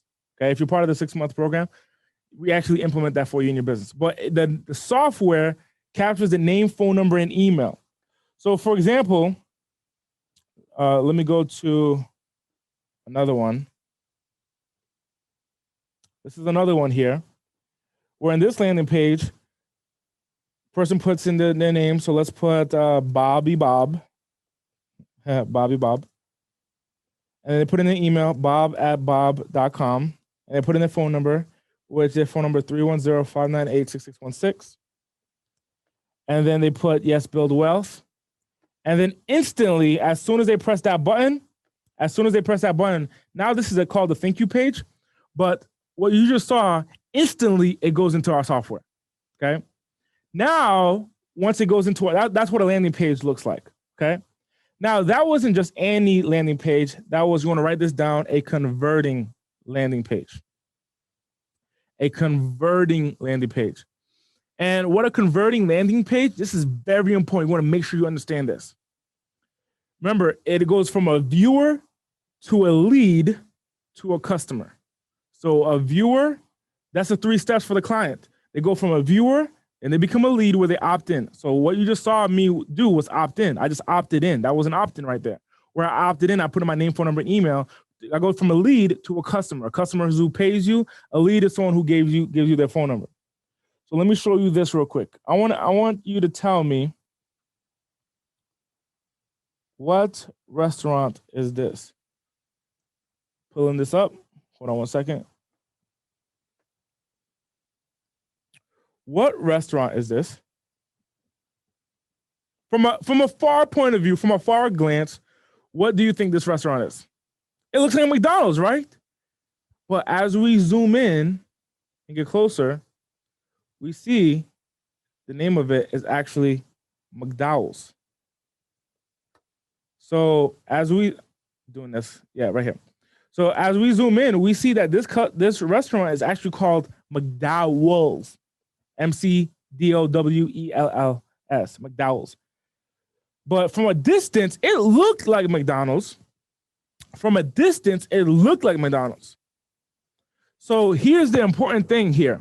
This is why it's very important. This part is very, if anything is important, this portion is very important.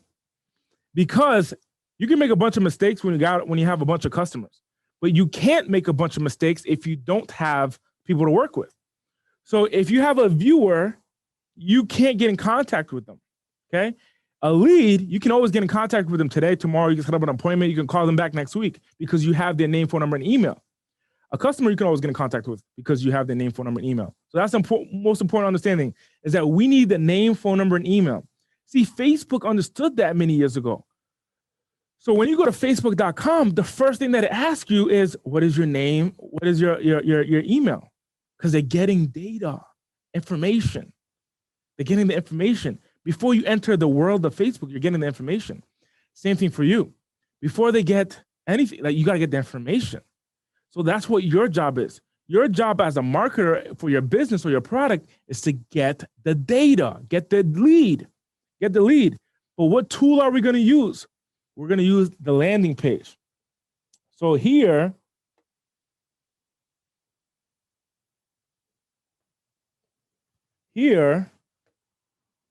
Bobby Bob at bob@bob.com, and put the phone number. As soon as they put in the name and information, I got a lead. So now Bobby Bob can walk away at any point, and I can call Bobby Bob at any point that I want to. But now the biggest question I get is, Andy, but I have a website. Let me share with you something. I don't care about websites, and you shouldn't either. The reason I have a website, AndyAudate.com, is because one of my employees gave it to me as a gift. Okay? Gave it to me as a gift. So let me show you what that looks like. Let me show you what a website looks like. So this is Andy Audate's website right here. Okay, so if I log in, so remember, we'll be together for about the next hour. So if I log in, and I go to my website, this is my website right here. And when you go to my website, you see this button. It says new to Andy Audate. You see new to Andy Audate. You see shop online courses. You see read more about Andy. You see amazing, I want to sign up. You see this button, buy ebook. You can watch this video over here, okay? You can watch this video. You can start listening to my podcast. You can go to my terms, my privacy, my refund policy. You can go to my social media platform. So let's just say, for example, this was your website, okay? Let's just use this as an example. This was your website. Let's say that somebody's coming in and you spend all your time, energy, and money, and you get them to your website. Once they go to your website, let's say that they're watching this video. Okay. So let's say you're like me in this example and you're watching this video. So your customer comes to this. Hey guys, what's going on? This is Sam Backyard, the host of 1%er podcast. I did this interview with Andy Audate. If you haven't heard of him, you gotta check this guy out. A 24-year-old serial entrepreneur, over $4 million in sales. He has seminars that has sold out all over the country and one of the best sought out speakers in the world. Did I mention he's the author of No More Apps? So your potential client is watching a video like that, just like that, right? Let's say you have a video on your page or they're reading. And then what happens is that their kid, if you have a child, you know this happens, you have a little one, you know this happens. Their kid is walking into the room and they bump their head. And the mom or the dad goes, oh, my baby, my poor baby. Your customer was on your page and they left. And they went, oh, my poor baby. They went out and they grabbed the baby. They're holding the baby. They're touching the baby's head. And they're like doing the soft thing, making sure that it stops crying. And then after about an hour and a half, they come to your page and they click off. They're like, hey, what was I doing on this page? And they just click X and they just walk away. That's what a website is. See, a website is a directory of a bunch of pages that has to do with your brand, your services, and your product. So if you want to learn about so-and-so person, go to their page and you can learn all about them. You can go learn about where their YouTube is, their Instagram, their social media, all that stuff. Like you can do a bunch of those. Like you go to that page to get all the information. That's what a website is. Okay? That's what a website is. It's a directory. But in that example, with the kid coming in and bumped his head and took your potential client's attention off of the page because they were looking at a video or they were reading a bunch of text about you, they left and they grabbed the attention was on the kid. Once they come back, they click off the page. Have you ever done that before? I'm sure you have at some point, because I have too. Okay? Now, what did you not get? The lead. You didn't get the lead. You didn't get someone to do business with, someone to call. You see, here's the example. Here's the example. So let's say here, I'm going to bring you to another one of my landing pages. So this is one of mine. Here, there's not many options for you. Let me go to another one. There's not many options here. Okay? There's not like you don't have so many options here. Okay? You don't have too many options here. I'm going to bring you to another one. You only have so many options. So here, it's all the same. If you click on to try to watch this video, it asks you for your name, phone number, and email. Okay? So what I'm sharing with you is if that same individual who went to my website was watching a video and their kid came in, that same individual, if they came in to watch the video, they will put in their name here. So they will put, Tammy Joe. Their email was tjoe@123.com. And their email, their number was 1231234. And once they click get access now to watch the video on the other side, I received the lead. Okay. From point A to point. So now here comes Andy over here, and now they can watch the video. But let's say while they're watching the video, that's when the kid came in. But what did I get? I got a lead. I got somebody to opt in. So now what happens is one of my virtual assistants then calls that person and says, hey, Tammy Joe, I saw that you came onto the webpage and you put in the information. Super excited to have you. And let me learn about you. And then Tammy Joe says, I'm so sorry, I'm busy right now. I can't talk. My kid just bumped his head. What would you rather have? What experience would you rather have? Experience number one, where they go to a website, they're watching your content, they're watching your video, they see your stuff, and then the kid bumps their head, and then they walk away. Once they come back, they click X off your page. You can't even get in contact with them if you wanted to. You couldn't. Because you don't have a lead. You don't have anyone to contact. You don't have anyone to contact. So you're hoping and praying that they come to your webpage back again at some point. You're hoping and praying that they come back. Or on the other side, option number two, where you have responsibility, you have control, and where someone, when they're on your page, in order for them to get access, they had to put in their name, phone number, and email. Okay? Now they got access. On the other side, they're receiving your content, they're reviewing your stuff, and then what ends up happening, Okay. And then what ends up happening is that the kid walks in, bumps their head, but your team member calls them and says, hey, is this now a good time? And the person says, sorry, it's not a good time. Can you call me back in an hour? But what do you have now? A potential customer in that example. So what would you rather have? Option number one or option number two? Of course, option number two, because you're in control. You can call the person whenever. You can schedule an appointment, schedule a meeting, so on and so forth. Does that make sense? So on and so forth. So the benefit of having the converting landing page is that it converts a viewer into a lead, which allows you to turn the lead into the customer. Okay? Now, a converting landing page simply is a page that is designed to convert the viewer into the lead. Okay? Into the lead. Now, the reason why I showed you the McDowell's earlier, right? So this is the McDowell's. The reason why I showed you that is because it's very easy to go online and create a landing page and hope and wish that it works. Okay? Our landing pages, we done split test, done A/B testing over 1,000 landing pages. And what that essentially means is that there are softwares and tools that we can embed on through technology. We can embed on a landing page to see which color scheme, which button placement, which design, which element, which loading platform works the best to get the most viewers to become leads. Okay? And let me show you how important that is. Let me show you how important that is. Like why not having the right type of landing page will actually, you will lose money. Let me show you how that makes sense. So I'm going to open up my calculator here. Okay. So in the Business Online Marketing Academy, which is that 6 months program where I'm working with you for 6 months, I'm going to teach you how to get on podcasts. Now, a podcast is an online radio. That's all it is. Essentially, it's an online radio. Let me just mute this. So a podcast is simply an online radio that allows you to share your message, share your why, share your story, and share your business with people that they can stream your podcast. Now, there are different podcast hosts that have different ranges of followers or people who listen to the online radio show. Okay. Now, let's just say on average, this is a low number, but I'm going to share with you in the 6 month program. If you decide to join us, I'm going to share with you in the 6 month program how to get on the podcast, how to create your own podcast, how to send the email to a podcast host, how your virtual assistant can book you on the podcast, which platform to use, and how to use those platforms. Because in the Business Online Marketing Academy, there are screen recordings that will show you all of this.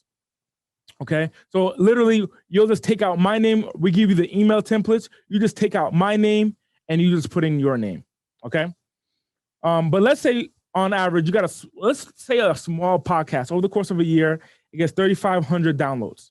Okay, you divide.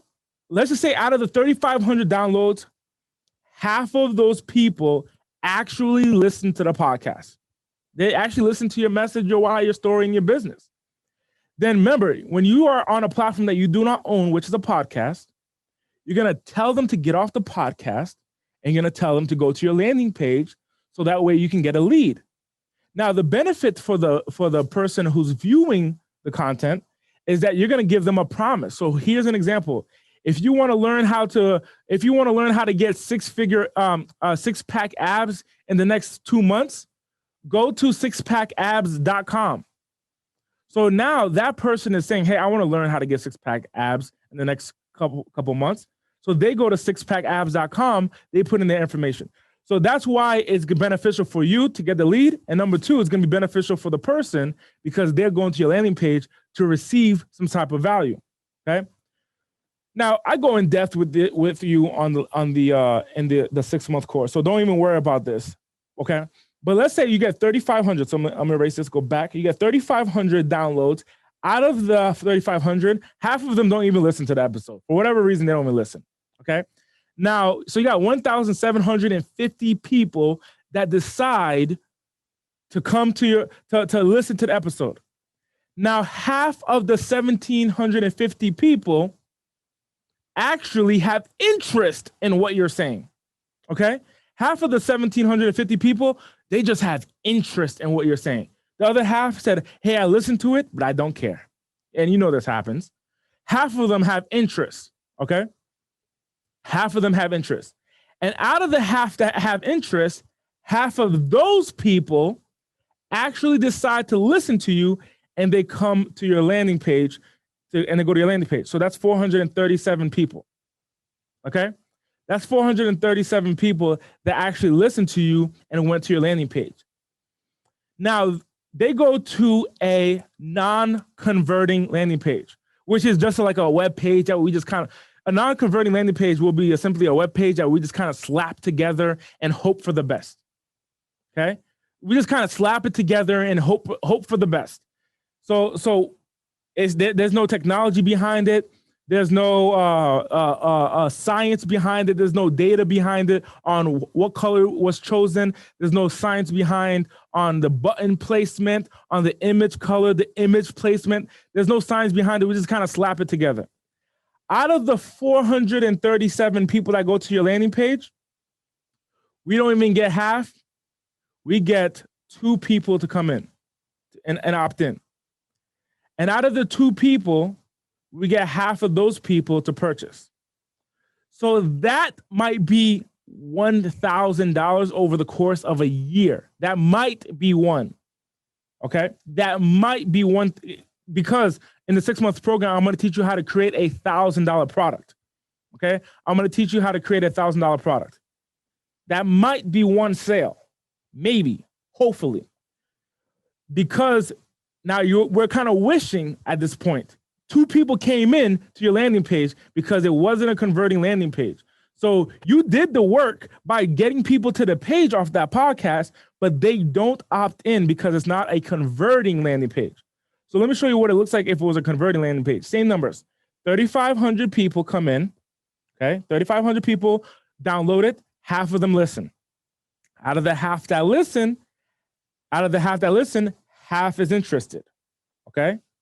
Out of the half that's interested, half go to the landing page, okay? And let me break it down real small. Out of the half that go to the landing page, half of them opt in, okay? So half of those people that go into the landing page opted in. So that you got 50% conversion, okay? You got 50% of the people that go to your landing page, they opt in. Now here's the kicker. This is real stuff. Let me just round down. So we got 218 people that opted in from that one podcast. But like you just saw me do it, I put in fake information. So let's say half put in fake information. Now you got half, 109 people to set up a call with, okay? 109 people that you set up a call with, okay? Now, out of the 109 people, not that you set up a call with, 109 people were actually real data, real leads. But as you're calling those people, not everyone was inclined to set up an appointment with you. So only half of them set up the appointment. So we're at 55 now. And out of the 55 that set up an appointment, guess what? Another half actually show up and purchase. Another half show up and purchase. So now we round up 28. That's 28. I'll work with you on creating a $1,000 product and I'll teach you how to sell a $1,000 product in the 6-month program. So let's do the math. 28 times a $1,000 product. We're actually going to price it at $997. That comes out to you making $27,916 from that one single podcast utilizing this process. Okay. But who's the one that's going through all the leads? Your virtual assistant. Who's the one that got you on the podcast in the first place? Your virtual assistant. Okay. So here, for example, here is a magazine article that was just written about me. I'm on the cover of Shock Collars magazine. If you go into the magazine, you know, they got like the luxurious brands, but then here is Andy talking about how to grow and maximize your business. Okay. So here's Andy in an interview that I did. My virtual assistant booked me on that and made that happen for me. So in that example, that's how one podcast can make you $27,000. But on the other hand, if you remember, If you got 400 people to go to your landing page and you didn't have a converting landing page, what happens? You get 2 to 3 people to actually opt in. 2 to 3 people that's going to opt in because you have a 0.004% chance of getting an opt-in on a non-converting landing page. Okay? So the problem with most businesses as they market and most entrepreneurs is that they're marketing to landing pages that don't convert. So the opportunities that they're supposed to get, they're losing because people are going to the page and they're like, it's either a website. So if it's a website, people aren't converting because they're not turning into leads, or B, it's a non-converting landing page. So that's the difference. See, McDonald's is the converting landing page. McDowell's is the copycat. A lot of people will leave this training, for example, and they will go ahead and they will try to create their own landing page. Why would you do that? Why would you go ahead and try to figure out your landing page? That's what a solopreneur does. A solopreneur is the one that gets behind the computer and does all the movement themselves, and they try to figure that out. A business owner delegates. You want to write that down? A solopreneur does all the work. A business owner, they delegate. That's the difference between a solopreneur and a business owner. Business owners, they do the work. I mean, they delegate. Solopreneurs, they're the ones that do the work. Oh man, Andy just gave me extra work. I got to go ahead and create a landing page now. That's solopreneur mindset. Oh, Andy said, got to go on social media and post content on social media. Got to go figure out how to post social media content. That's solopreneur mindset. A business owner delegates. See, in my company, I don't post on social media. My team posts for me on social media. It's my content. It's my Instagram where my team is posting for me on social media. Hey, podcast interviews and magazine articles, my virtual assistant's the one that gets me on these platforms, not me. Okay, I'm not the one reaching out to the different podcast hosts and saying, "Hey, can I be on your?" My virtual assistant is. Okay, so a business owner delegates, a solopreneur does all the work. Okay, then once the lead comes in, okay, so once the lead comes in from your landing page, then your virtual assistant, write this down, greets and qualifies for you, with or without you. We were just on a mastermind call, and she's like, "Hey, how do I get like a lot of this process automated?" That's how you do it. You want to automate your business? Your virtual assistant is the one doing it for you. You still need that human element, okay? You can't get rid of it. Still need that human element, but you're not the one that has to do it. Your virtual assistant is the one that's going to do it for you, okay? So how do we turn our marketing into money? So if we're marketing our MWSB on Facebook, Instagram, so on and so forth, then the way you turn your marketing into money is that you, step 1, market your MWSB on social media. Step 2, you tell everyone to go to your landing page. Step 3, your leads are managed by your virtual assistant. Step 4, then you sell to ready to buy potentials. Okay? So this is your landing page. Let's just say this here represents your landing page. If you're on Instagram, where are you going to tell people to go? That's right, your landing page. Magazine articles, where are you going to tell people to go? Your landing page. Facebook, where are you going to tell people to go? Your landing page. LinkedIn, all these platforms here, you're telling people to go to your landing page, right? You're telling people to go to your landing page so they can opt in. Publication articles, like my virtual assistant got me on Forbes, okay? So I said, hey, I need you to figure out how to get me on Forbes. I delegated that task. Hey, figure out how to get me on Forbes. And I realized it wasn't that hard of a process. Actually, my team, I could get you on Forbes. If you wanted me to, I could support you because I got it down to a science. I could get you on Forbes. Huffington Post, Entrepreneur Magazine, all those platforms, we get them to the landing page, okay? Get them to the landing page. How long does it take to share your MWSB? How long do you think it takes? I want you to put the number down on your notepad. How long it takes?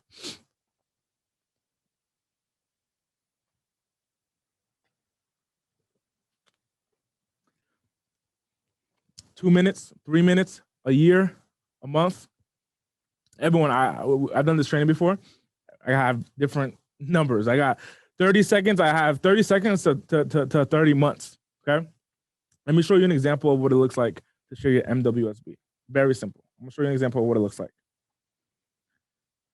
So I pull out my phone, I pull out my camera. Okay. So I pull out my phone, pull out my camera. This is Andy's phone, Andy's camera, a little dirty on the screen. So I pull out my phone, pull out my camera. Here I am. Okay. Then I turn it to my face, and let me show you how I can do it in less than a minute. Remember, it goes message, why, story, business, offer. Okay. Message, why, story, business, offer. When we saw the messages, now, if you join the 6-month program, I'll show you how to create your message, and I'll work with you on creating the right marketable message. Okay. But your message is typically going to be less than 5 words, and it's going to be the desired experience or the anticipated experience of doing business with the brand. So when we look at McDonald's, I'm loving it. They're not saying, "Oh, we got the best burgers." They're saying, "I'm loving it," because the anticipated experience is, "I am loving it. I'm loving this." That's the anticipated experience. Okay. So let me show you how it looks like here. 1, 2, 3. Hey, I want you to progress daily. That's my message. Progress daily. Now, the reason why I want you to progress daily is because what I recognize is that I saw people at 90 years old on their deathbed not living the life that they dreamed of, and not having the freedom that they should have in their life. That's my why. Okay. So I shared with my message my why. And see, I come from an impoverished area on the East Coast. I was raised in the smallest state in the country, in the smallest city in that state. And I built a successful business before I turned 21. And I recognize that there is a process to creating success in your life and creating success in your business. That's my story. So I created a marketing agency that will teach you how to share your message, share your why, share your story online effectively, and bring in new customers. That's my business. So if you have a business and you want to start a business and you're looking to create success in your business, simply go to joinbms.com. That is joinbms.com. That's my offer. Remember, this is a post for Instagram or a post for Facebook. I only have a minute. I share my message, my why, my story, my business, and my offer. The platform I was on was a platform that I don't own. So my job is to get them off of the platform that I don't own, get them to my landing page. Because as soon as they get to my landing page, they'll become a lead. So I'm gonna do that again real quick, and I'm not gonna stop. I'm gonna show you the whole thing through. Okay. See, what I want to share with you is that you must progress daily. And the reason why you got to progress daily is because I remember I saw people who were in their 90s laying on their deathbed, and they weren't living the dream or the idea that they wanted for their life. They were stuck and they didn't experience freedom. So I come from an impoverished area on the East Coast, the smallest state in the country, raised in the smallest city in that state, and I created a successful business before I turned 21. And I want to share with you how to create a successful business in your life so that way you can take care of the people that depend on your success. If you have a business or you want to start a business, go to joinbms.com. Once again, that is joinbms.com. Put in your information, and either me or one of my team members will give you a call, set up an appointment to see how we can support you in growing your business. Just like that is how you do it. You share your message, your why, your story, and your business. Just like that. And your offer. Just like that.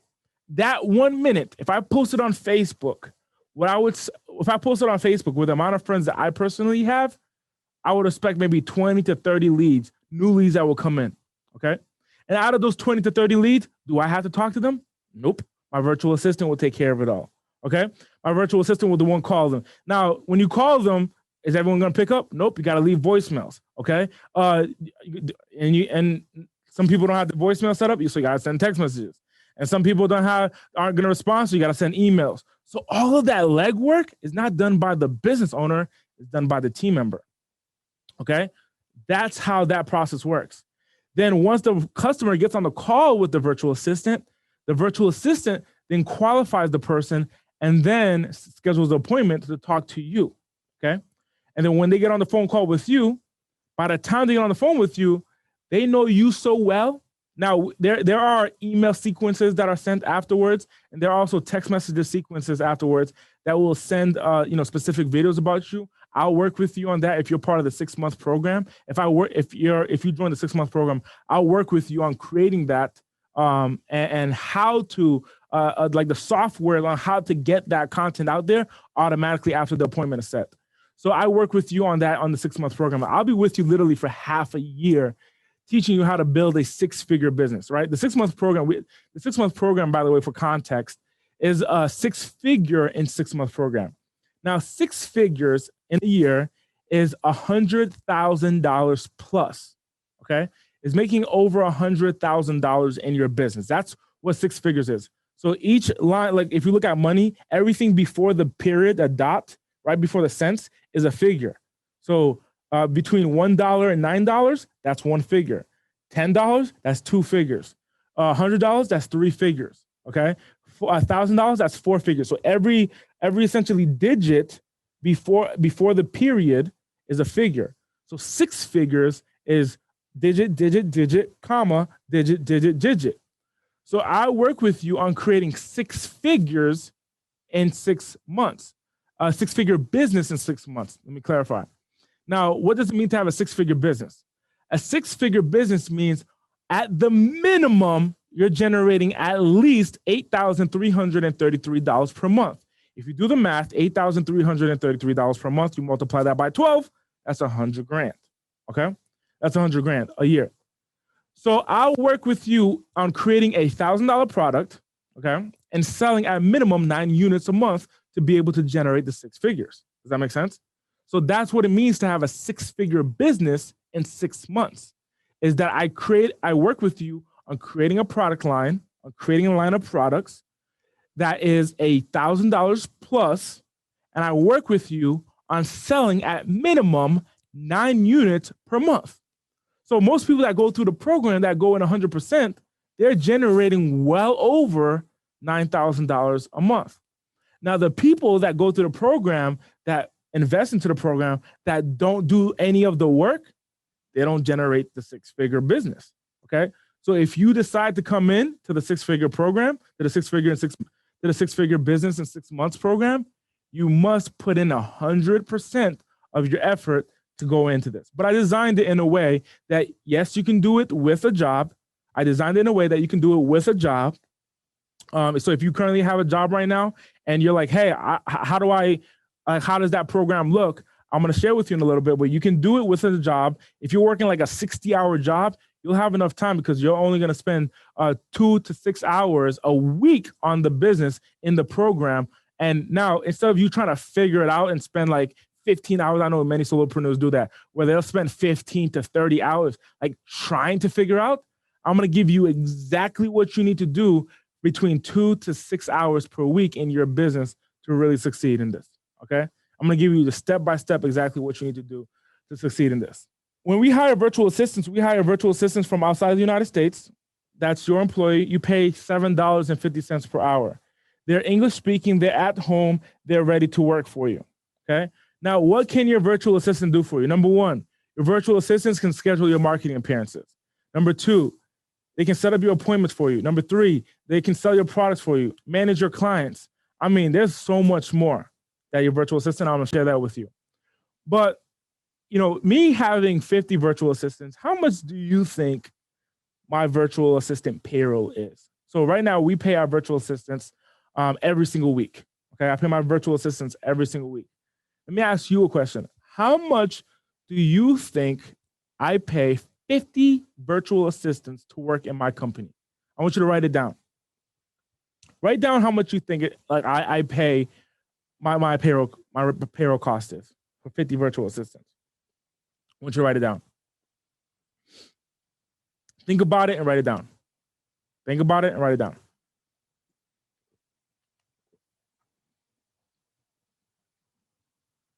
Okay. Now, I've asked this question many times before. I've gotten 8,000 a week. I've gotten 50,000 a week. I've gotten 145,000 a week. I've gotten 40,000 a week. I've gotten 20,000 a week. I've gotten the range of scope. Okay. I want you to write this down. It costs me $0. Zero. Here's why. Here's how. Sometimes people are like, what? $0? How? How is it $0? Let me share with you how. Let me share with you how. let's just say, for example, see, okay. Let's just say, for example, I pay one virtual assistant $1,500 to work for me in a month. Let's just say, use that as an example. Let's use a month as an example. It's gonna be easier. Let's say I pay my virtual assistant $1,500 to work for me in a month. Okay, but they make $5,000 in that month. That's just an example. Okay, let's say they make $5,000 in that month. I'm sorry, in that week. I'm tripping. Let me go backwards. Let's say I pay my virtual assistant $1,500 in a week, in a 7-day period, $1,500 to work 40 hours for me in a week. Okay. And at the end of the week, they come to me and they say, hey, Andy, thank you so much for having me work for you. I made $5,000 for you this week. So out of my $1,500, I took my $1,500. So here's $3,500. Let's imagine that's how it is. And one person, like, there's a line of virtual assistants, right? There's a line of team members that's going down the line. And each of them coming to you and says, hey, here's $3,500. Thank you for having me work for you. And then that person walks forward, and the next person comes in and says, hey, thank you so much for having me work for you. I'm sorry I didn't do that great. Here's $1,500 from me. Okay. Now they already got paid. And then another person comes in and says, hey, thank you so much for having me work for you. It's Friday, it's payday. Thank you so much for having me work for you. I had a good week. Here's $9,000 this week. Okay, another person comes in. Hey, thank you so much for having me work for you today. I didn't do as good as that person, but here's $4,200. Thank you so much. Another person comes in and they're like, hey, thank you so much for having me work this week. After I took my percentage of the cut, here's $3,000. Thank you so much for having me work for you. And you're just, this is you collecting. Boom. Thank you. 4,000. 32,000. I mean 3,200. Boom, boop, boop, boop. You're adding. And you have a line of team members at the end. In context, that's how it works. That's how it works. It's just that simple. That's how it works in context. Very simple. But why does a business owner, a solopreneur not experience that? Why do you think that they don't experience that? Because they decide not to hire their first virtual assistant. I want to write this down. It starts with one virtual assistant. Very simple. Starts with one. My first virtual assistant, her name's Fatima. I hired Fatima. I invested into Fatima. Okay. So I had to put out my money. But then after a couple of weeks of working for me, her production in my business brought back my investment. I put my investment back. Now I was running my business completely off of profit. Does that make sense? Now, if you understand what profit is the money that comes in minus the expenses. At the end, that's profit. Okay. So if $100 comes in, but I have to pay somebody $10 to work for that hour to bring in that $100. So 100 minus $10 for that cost. Now at the bottom, whatever's left over, that $90, that's profit.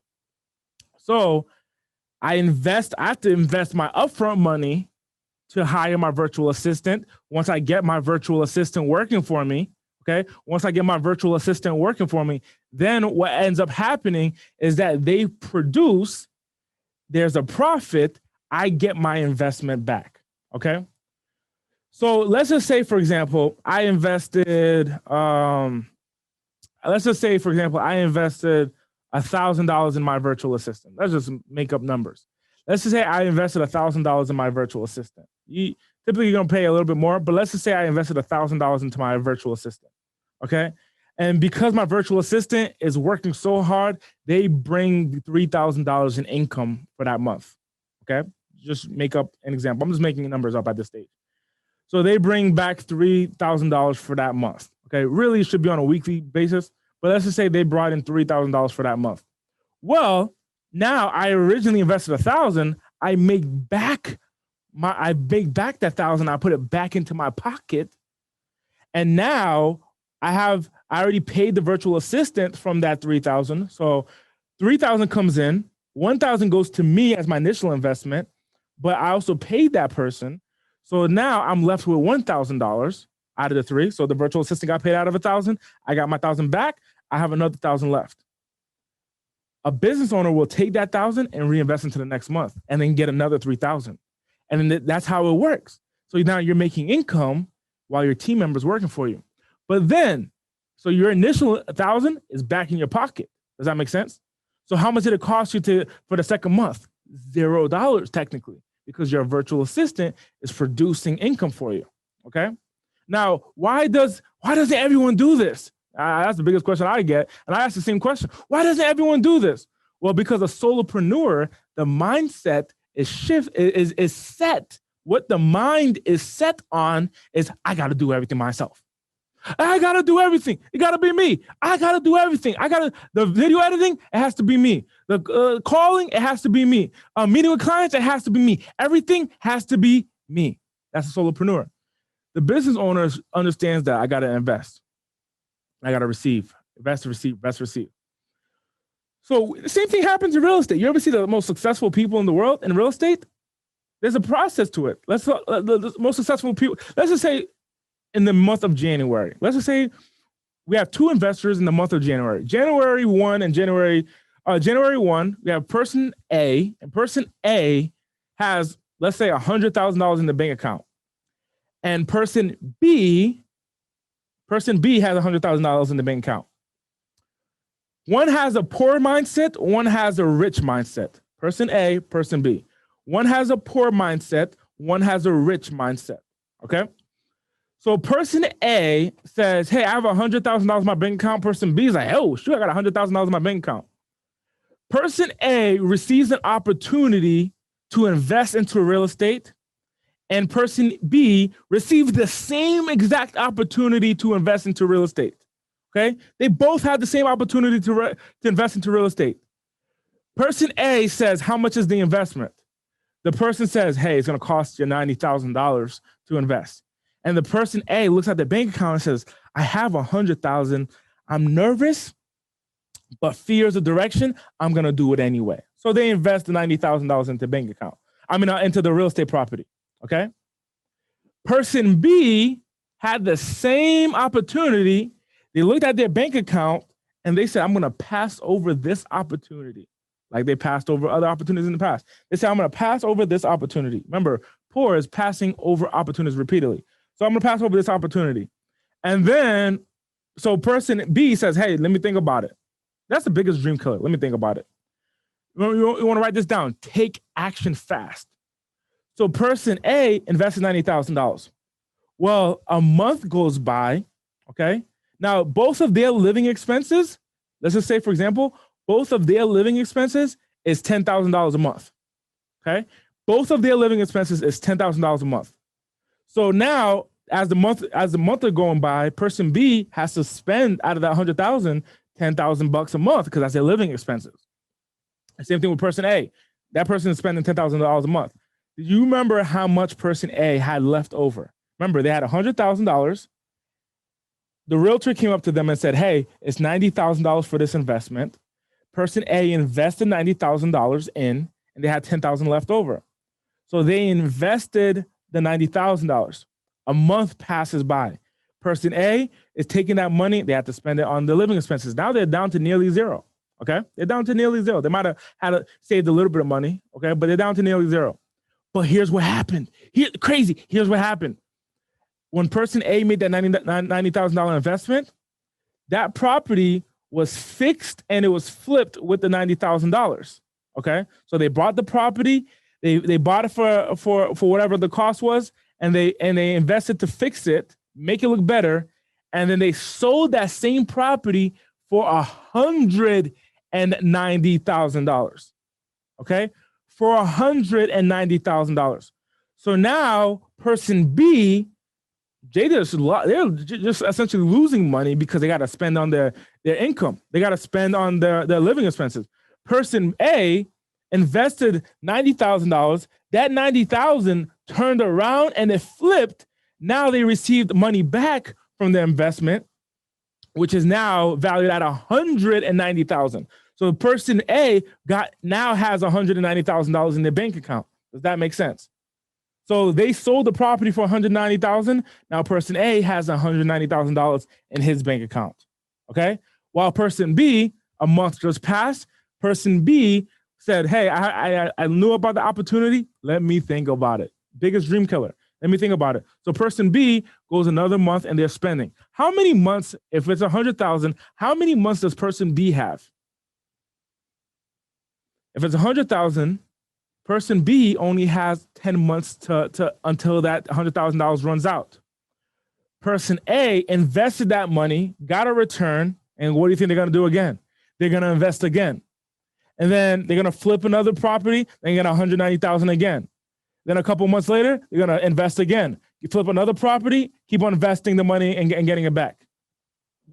Person B is still like, let me think about it. They're continually passing over opportunities. Let me think about it. So 10 months pass. Person B over here says, oh man, I'm broke. I don't got any money. Oh man, I'm broke. I don't got any money. Person A is like, how do you not have any money? Like this is where we're over here in October now. I just banked 1.9 million. I've been flipping so many properties. I flipped like 10 properties. I got $1.9 million in the bank. How do you not have any money? We both started at $100,000 early in the year. And person B's like, yeah, I know, but the realtors kept on coming to me. I wasn't sure if I should invest and so on and so forth. I was stuck, man. I was stuck. I didn't make a decision. I was thinking about it too much. And then somebody bought it out. Yeah, man, I was the guy that bought it. So you're telling me all these properties that I had, you had the opportunity as well? Yeah, man, but can I borrow some money now? Now this person A becomes the bank. That's what I'm sharing with you, is putting you in a position to be the lender and not the borrower, to be the person giving the money out to help people and not being the person, I need to borrow money, I need money, okay? So that same mindset happens in working with your virtual assistant. You work with one virtual assistant, you hire that one, that person produces for you, but you gotta put an initial investment out. Then you receive the money back, then you hire the rest based on profit. So from my first investment with my first virtual assistant, I haven't had to dish out any more money. I've been completely operating from profit ever since then. It's been a couple of years. I've been completely, so my 50 virtual assistants, in technicality, they're free from the beginning. In addition to that, if I look at just the money that comes in and out for my virtual assistant support, it doesn't cost me anything because I run off of profit, okay? I run off of profit. So that's important for you to understand when you're deciding to run your business and work with your team, okay? So let's go back to what your virtual assistant can do. They can manage your client. They can do graphics and video editing. They're the ones that's going to manage your social media, manage your calendar, payroll, QuickBooks, and so much more. Now, to the left represents your paying clients without the system. To the right represents your paying clients with the system. Which one would you rather have? To the left, by yourself, using a landing page that somebody slapped up together and you're hoping for the best. That's without the system. That was like me. I understood the process, but I didn't go all in on it, okay? I said, I'll do it by myself. And then my business suffered. I suffered financially, and my health was suffering. I was exhausted. My health was deteriorating by myself. But to the right, number one, you get more clients. You have a team to help you build. You have the right landing pages and the right tools, the right softwares, and you have the right product, and you know how to greet, qualify, present, and close. On the right-hand side is with the system. Which would you rather have? Without the system or with the system? Of course, with the system. So here's your action step on what you need to do to increase your brand awareness. Number one, you want to get on podcasts where you'll create your own podcast and you're going to get on other people's podcasts at least 4 times per month. So I do 40 podcasts per month, okay? So my virtual assistant is constantly booking me on podcasts. So if you remember like how much you can make from one podcast earlier, where you got the 3,500 people, we broke down half, and I taught you how to make upwards of $25,000 from one podcast. I suggest you get on at least 4 podcasts per month. This is how you're really going to blow up your income, okay? You'll do multiple 6 figures in this way, okay? But who's the one managing it? Not you, your virtual assistant. Then all the traffic, you got to send them to your landing page. And you want to get on blogs and articles. You want to write a regular blog 3 times a week and send the traffic to your landing page. You want to get on magazines. Your virtual assistant's job is to get you in magazines, and then you send the traffic to the landing page. Then you want to create digital content every single day on Instagram, Facebook, and YouTube, and then send the traffic to the landing page. Then you want to write a book.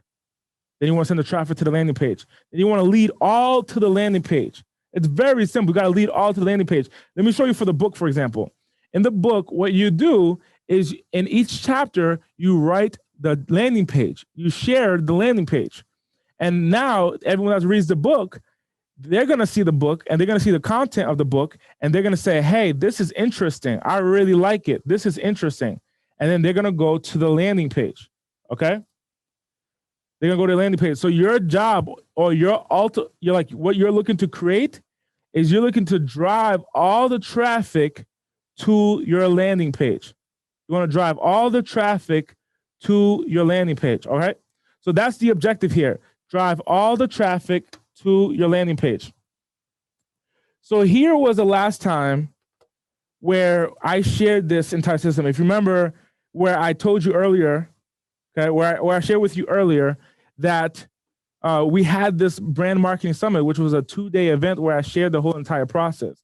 Now, many of these people, what ended up happening on the other side is that because of the pandemic, their business was still booming with this process because their virtual assistant was the one that was managing everything for them, okay? It wasn't them. It was their virtual assistant that was managing everything for them. So let's check out some examples here. I'm gonna show you on the screen here of some people of what they created in their success. Okay, I'm gonna share my screen with you.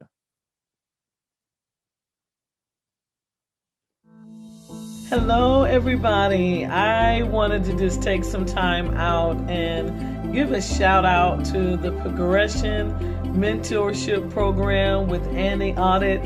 And this program has shown us great dividends. We have seen wins like we never have before. We've been public for, I would say, about 7 to 8 years. And the wins that we have gotten in this program. I just want to be correct with you. They've been public in their business for 7 to 8 years, okay? And they made more income in their first 6 weeks of working with me than they did entirely in their full 7 to 8 years of being in business. And the wins that we have gotten in this program just in the last month and a half have been great. We have never seen a turnout like this before since our existence. After joining the Audate Progression and Mentorship, I have really ramped up my business. It has helped me to put processes in place and really get a clearer focus on what it is that I wanted to do, needed to do, and had to do. I love the course. It's straight to the point. Man, I had a lot of leads that came in. Got like 60K. It's crazy. Through this mentoring program, it really has helped me to unlock those necessary keys that is really causing people to come and be a part. Like literally, I'm landing people that are signing up for my programs every day. In that work, I'm currently #1 in my organization in sales. I've gotten so many leads. So if I go back over here, right? This one right here. Love the course. It's straight to the point. Man, I had a lot of leads that came in. Got like 60K. It's crazy. He made $60,000 from selling 60 units of his $1,000 product. $60,000 from selling 60 units of his $1,000 products. Okay, $60,000. Okay. That's through this mentoring program, it really has helped me to unlock those necessary keys that is really causing people to come and be a part. Like literally, I'm landing people that are signing up for my programs every day. In that work, I'm currently #1 in my organization in sales. I've gotten so many leads in the last 2 weeks, 3 weeks.